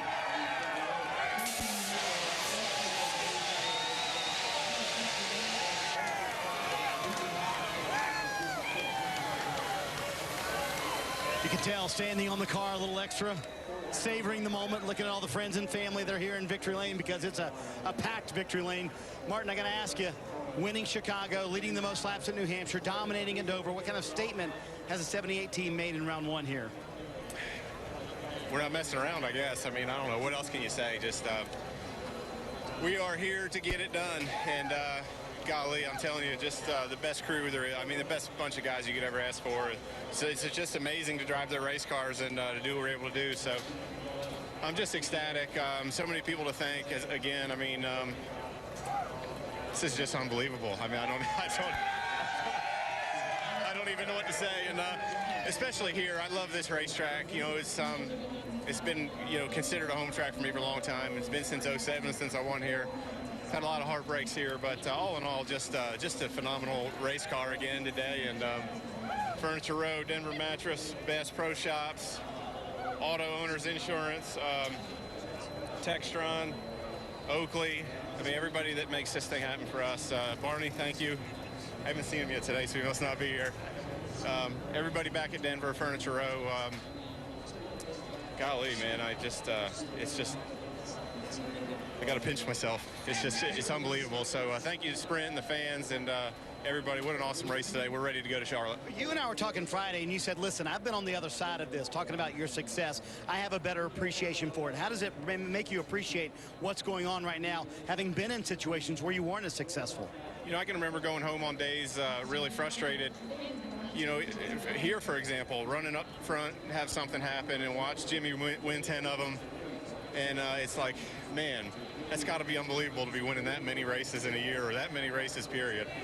And I mean, the last month and a half has just been ridiculous. I mean, it's been a fairy tale dream, and all the credit goes to all these guys. TRD, the engine was incredible as always. I thought I blew it up out there. I went to do a burnout and it shut off and I couldn't get it started. So Polish victory lap was cool. That was for Alan Kwiecki. Mark Martin's always talking about it. He's my buddy. That was kind of half for him as well. So he's given me a lot of advice over the years, a lot of support. So it's cool to be able to do that. But all in all, I mean, it's just, this is a dream come true. I got a lot of friends here, a lot of family here. We had a lot of people here with our foundation today that came all the way from my hometown. 150 of them busted down here. We met them before the race. They're up there with their Martin Truex Jr. Foundation towels, waving the towels as I went by. So just awesome. Just an awesome day for all of us. And looking forward, like I said, just keep this momentum going, man. And the sky's the limit for this team. Rick, you can tell the hometown win means a little bit more to Martin Truex Jr. here this afternoon. Absolutely. From the elation of victory lane to the disappointment of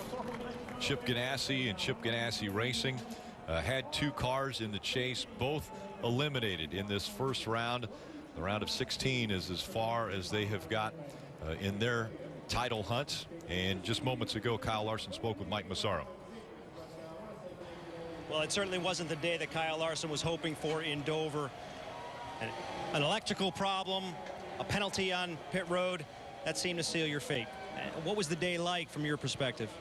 I don't know what happened with the battery or whatever, but I lost power, lost a lap, then we had too many men over the wall. And really, if we didn't have too many men over the wall, we probably would have been all right because I was only a lap down. Just whatever. But nice little Christmas present for Austin there by both Ganassi cars. But, our Target Chevy's been good every week. So we'll go out, try and win some races. Even though we're not into the next round, we still have a shot at finishing 5th in points. So we're going to try our best to run as far up in points as we can. Your first playoff experience, what do you take from this that might help you and this team be better next year? I don't know. Find some good juju. I had bad luck at Chicago. Probably lost 12 points at Chicago with the right front failure. So that right there, and then today's bad luck, all my bad luck I've had in my career. I don't know what I got to do, but just stay positive. We'll come back next year and go for a championship. Our team came a long way this year from where we started the season. So hats off to everybody at the shop, everybody on the road crew, Hendrick Engines, Target, all the sponsors for all their hard work and effort.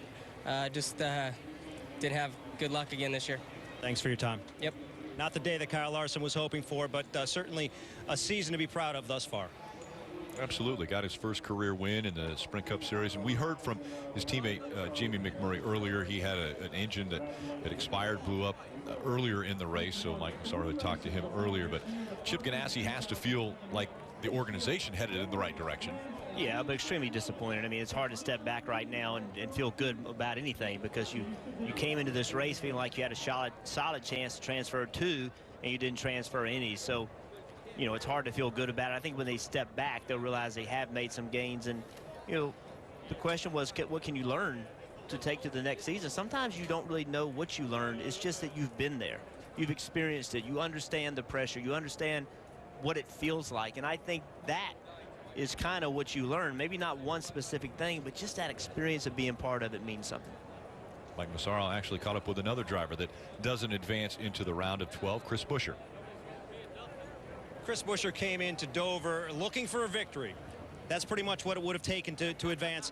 Didn't quite have the speed. What was the day like for you? That was an interesting day for our CSX Ford. Guys worked really hard and put in all the effort all year to be in this situation. So, we got our heads held high. I mean, it was awesome to be a part of the chase.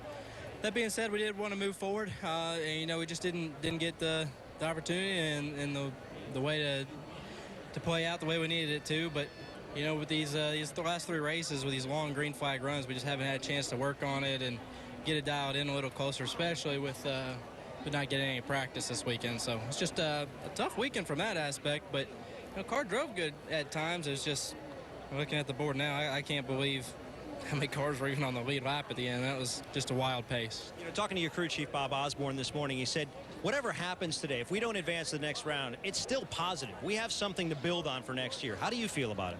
The exact same. I mean, to have made it this far is a big deal for Front Row Motorsports, for a small team, and, you know, for this 34 team being my rookie season. It's bunch of guys that are really new to each other for the most part. You know, Bob's new crew chief this year for myself, and, you know, both of us being at front row for the first time. There's been a lot of changes, and we were able to adapt and make some things happen this year, and it's not over. We have a chance to go out here for 7 more races and, you know, see what happens.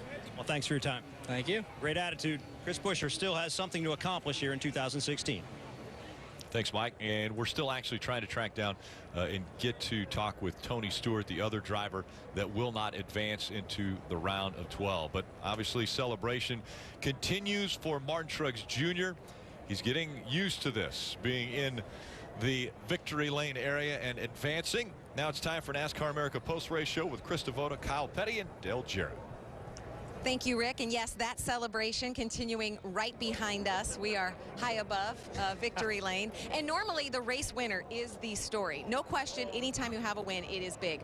But today, in an elimination race, which there are 3 of them in this chase, the story is really about those 4 drivers whose championship hopes are over.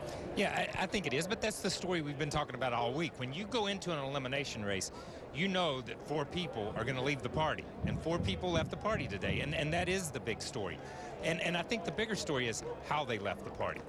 It wasn't that they got outrun on the racetrack, except for Chris Buescher and maybe Tony Stewart a little bit. But the other guys, the Ganassi Racing organization was eliminated because of errors and things and failures. Yeah, and we've talked about that's how you make it through these rounds, is not to make any mistakes, not having things happen. That's, you know, championship caliber teams overcome things and make sure that a lot of those little things don't keep them from advancing. And so they did that. Now I guess you're saying that the next 2 weeks they can relax until they get to Talladega for a little bit, which is not the truth, because they're just going to turn around and be pressure coming at us. But, you know, it was unfortunate for those, but that's what this does. And everybody understood that coming in. But as we talk about the 4 that were eliminated, we have to talk about the man that is dominating this right now, and that's the winner today, Martin Truex Jr. Yeah, and I want to say this about the 4 that are eliminated. I think Chris Buescher just making this thing was huge, huge, huge for that team. Ganassi putting 2 cars in it this year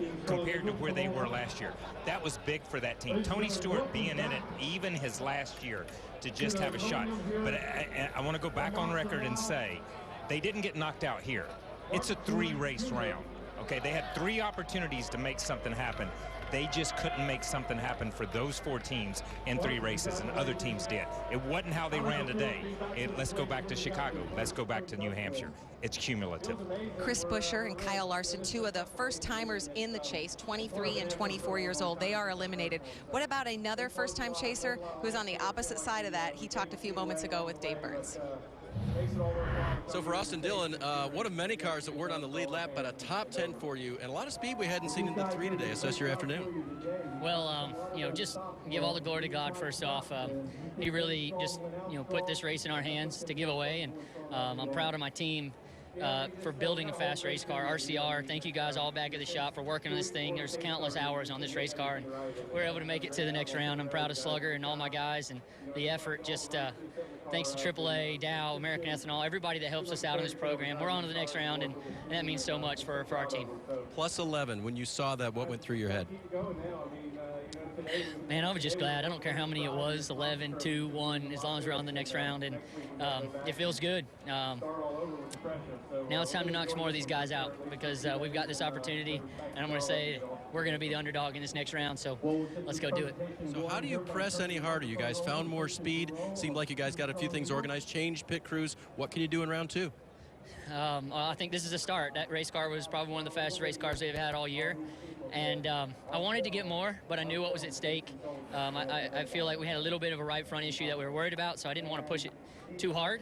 And we probably could have been a top 5 car pretty simply there. I just didn't want to hurt our chances of making the chase.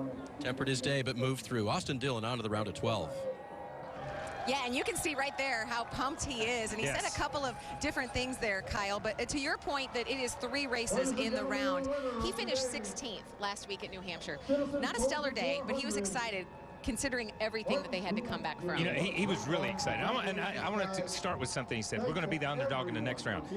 Does he not watch what we say? Listen, he was the underdog in this round, and he has moved on. And I'm telling you, I'm going to give those guys the bounce back award. After what they went through at New Hampshire, crashing a car in practice, struggling through that race, that's what put them in a hole, not Chicago. This is New Hampshire put them in a hole, and they came back and rebounded today, and I agree with him. There was more in that car. If this had just been a regular season race, the first race up here, we would have seen Austin up there contending for a win or for second or third in those top 4 or 5. He drove smart, he did what he had to do today, and he moves on, whether it's 1 or 11, like he says. Yeah, and this is a driver that right now is exceeding the race car as far as what it's capable of doing. He did an outstanding job there, understanding the situation. So now they found more speed here. They go to a couple of 1.5 mile racetracks, which has really been his bread and butter from the time he was in the Xfinity Series and came to the Cup Series. So he can get it done if they've got more speed, understanding all of that. So yeah, he might be the underdog, and that's the way that they will certainly go into it, but very capable of moving on, because there's nobody better at getting a little bit more out of a car and not tearing equipment up than Austin Dillon does. And that was just an outstanding job to come here, understanding his job and what he had to do and making it happen. Yeah, and if you go back to the beginning of the year, or since NBC took over, pre-race, post-race, you've heard Dale Jarrett and I both talk about most improved driver this year. He is a team leader. He has become the team leader at RCR Racing. I know Ryan Newman's there. I know Paul Menard's there and have been there longer. But he has taken that bull by the horns, and he is absolutely steering that ship. And he is willing that car and willing those guys to get better. This is the ascension, I think, of Austin Dillon to that position over there. And Austin thanked someone else in that interview, Slugger. This crew chief, Slugger Labbe, I think has a lot to do with that. A veteran crew chief who has sort of taken Austin under his wing and sort of risen that team up to the round of 12. We're going to hear from some more of those Chase drivers, and we're going to be with you until 7 o'clock. A lot more to come from Dover.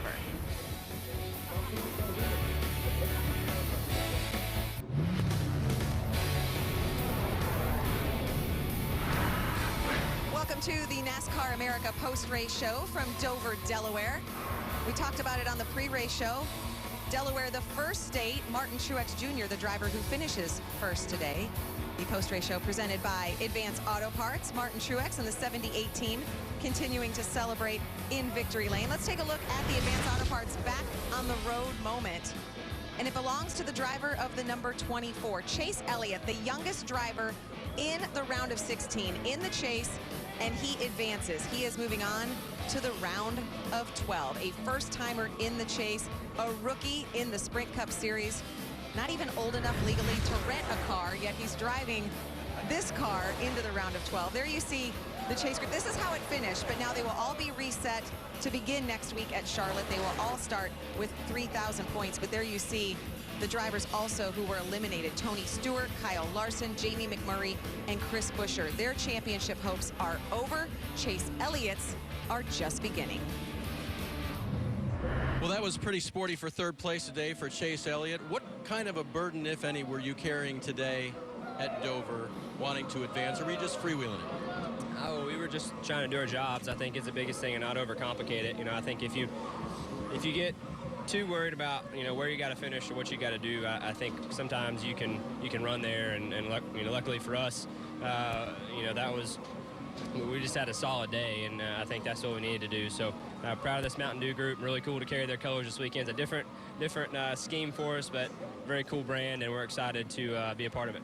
How much does that result increase your optimism for round 2? Oh, I've been excited about it. I mean, I feel really confident in this group of guys. Alan Gustafson's been doing such a good job. That guy is unbelievable. Couldn't ask for a better guy on top of the box. So really, really proud of him, this entire team. And they've been working their tails off to get to where we are.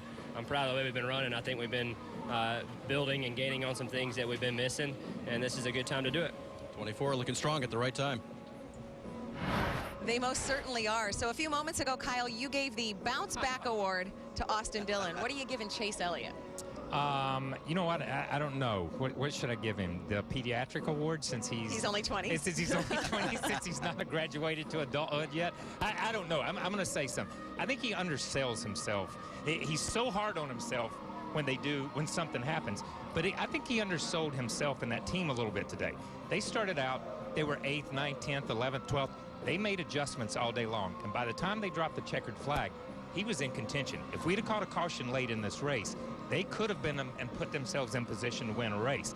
That's smart. Those guys are incredibly smart, and they're flying under the radar right now, because all we talk about is a rookie in the chase. He's 20 years old. What's he doing? How's he competing with these guys?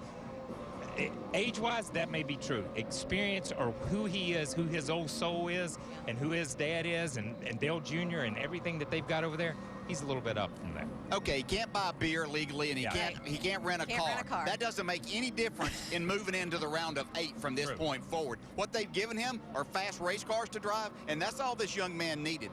He has the confidence, he has the abilities, and we saw a lot of that in the first part of the year. And then whenever Hendrick Motorsports lost a little bit and the Toyotas kind of took over, we saw him struggle. And I think that gave myself and others some reason to doubt whether he would be able to make it out of this first round. They found that speed, and he's done an outstanding job in these 3 races. I don't think pressure's going to affect him. I don't think that. If they continue to give him fast race cars, he has the ability and the know-how to get it done and move on, and possibly that first win is coming here in these next 7 races. Yeah, I would not be surprised if he wins one of these races in the chase and in this next round.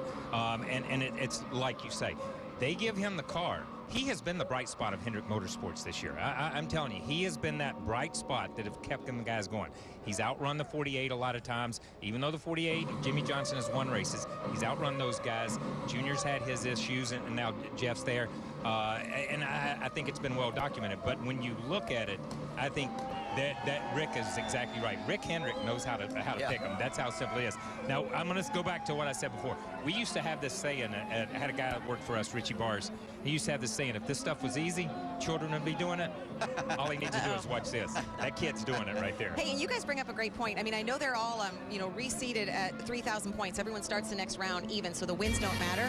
But when you look at the Chase seedings, Chase Elliott is seeded higher than champion Keselowski, champion Kurt Busch, 6-time champion Jimmy Johnson. And I think, DJ, this might be one of the reasons why. Yeah, there's no doubt. I mean, he certainly had someone to teach him, and he watched as he was growing up what his dad, Bill, Hall of Famer, has been able to do. And he's so much like him.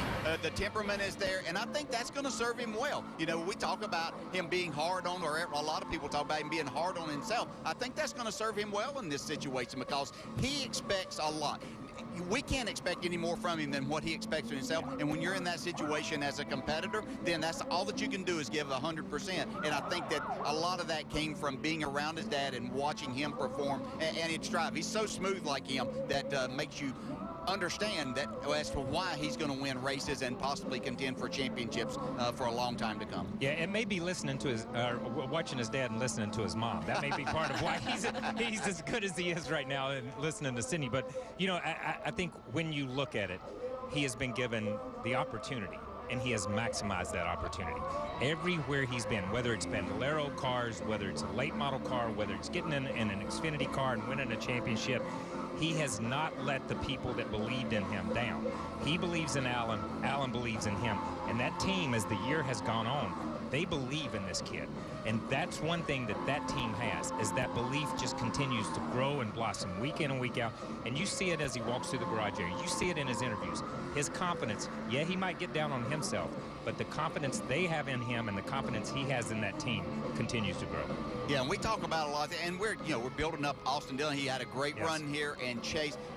This next round is incredibly difficult. I mean, that's the way it's set up. It gets more difficult each and every time. But these next 3 races, I mean, you've got difficult tracks. You've got the 12 best in the business right here, right now, that are going to be competing against each other. And, oh, yeah, they end this thing at Talladega trying to make it through there somehow. I know. When you see these tracks, this is the next round. So, yeah, you have the 1.5 miles.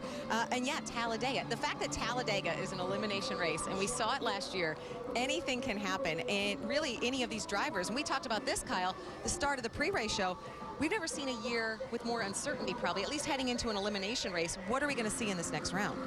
You know what? Talladega. That's what we're going to see in this next round. And Talladega's been an elimination race even before the chase. Yeah, let's be honest. It's just a wild card race. You're in this lane and it's working, and then all of a sudden this lane quits. You're in somebody else's accident. You cause an accident because you get impatient. It is such a mental chess game. Totally different than what Charlotte is. Totally different than what Kansas is. We throw 3 tracks in this first round that are different racetracks. Yeah. You know, when we go to New Hampshire, go to Chicago, come here, they're 3 different racetracks. 2 of those racetracks, as we look at Kansas and Charlotte, pretty much cookie cutters. They're back to back. I understand the guys that run good on the 1.5 miles. Those are the guys that are going to be good there. But when we get to Talladega, we've seen it so many times, it's anybody's game. Yeah, and are we going to have 2 lucky drivers that when they show up at Talladega, they don't really have to worry about what happens there?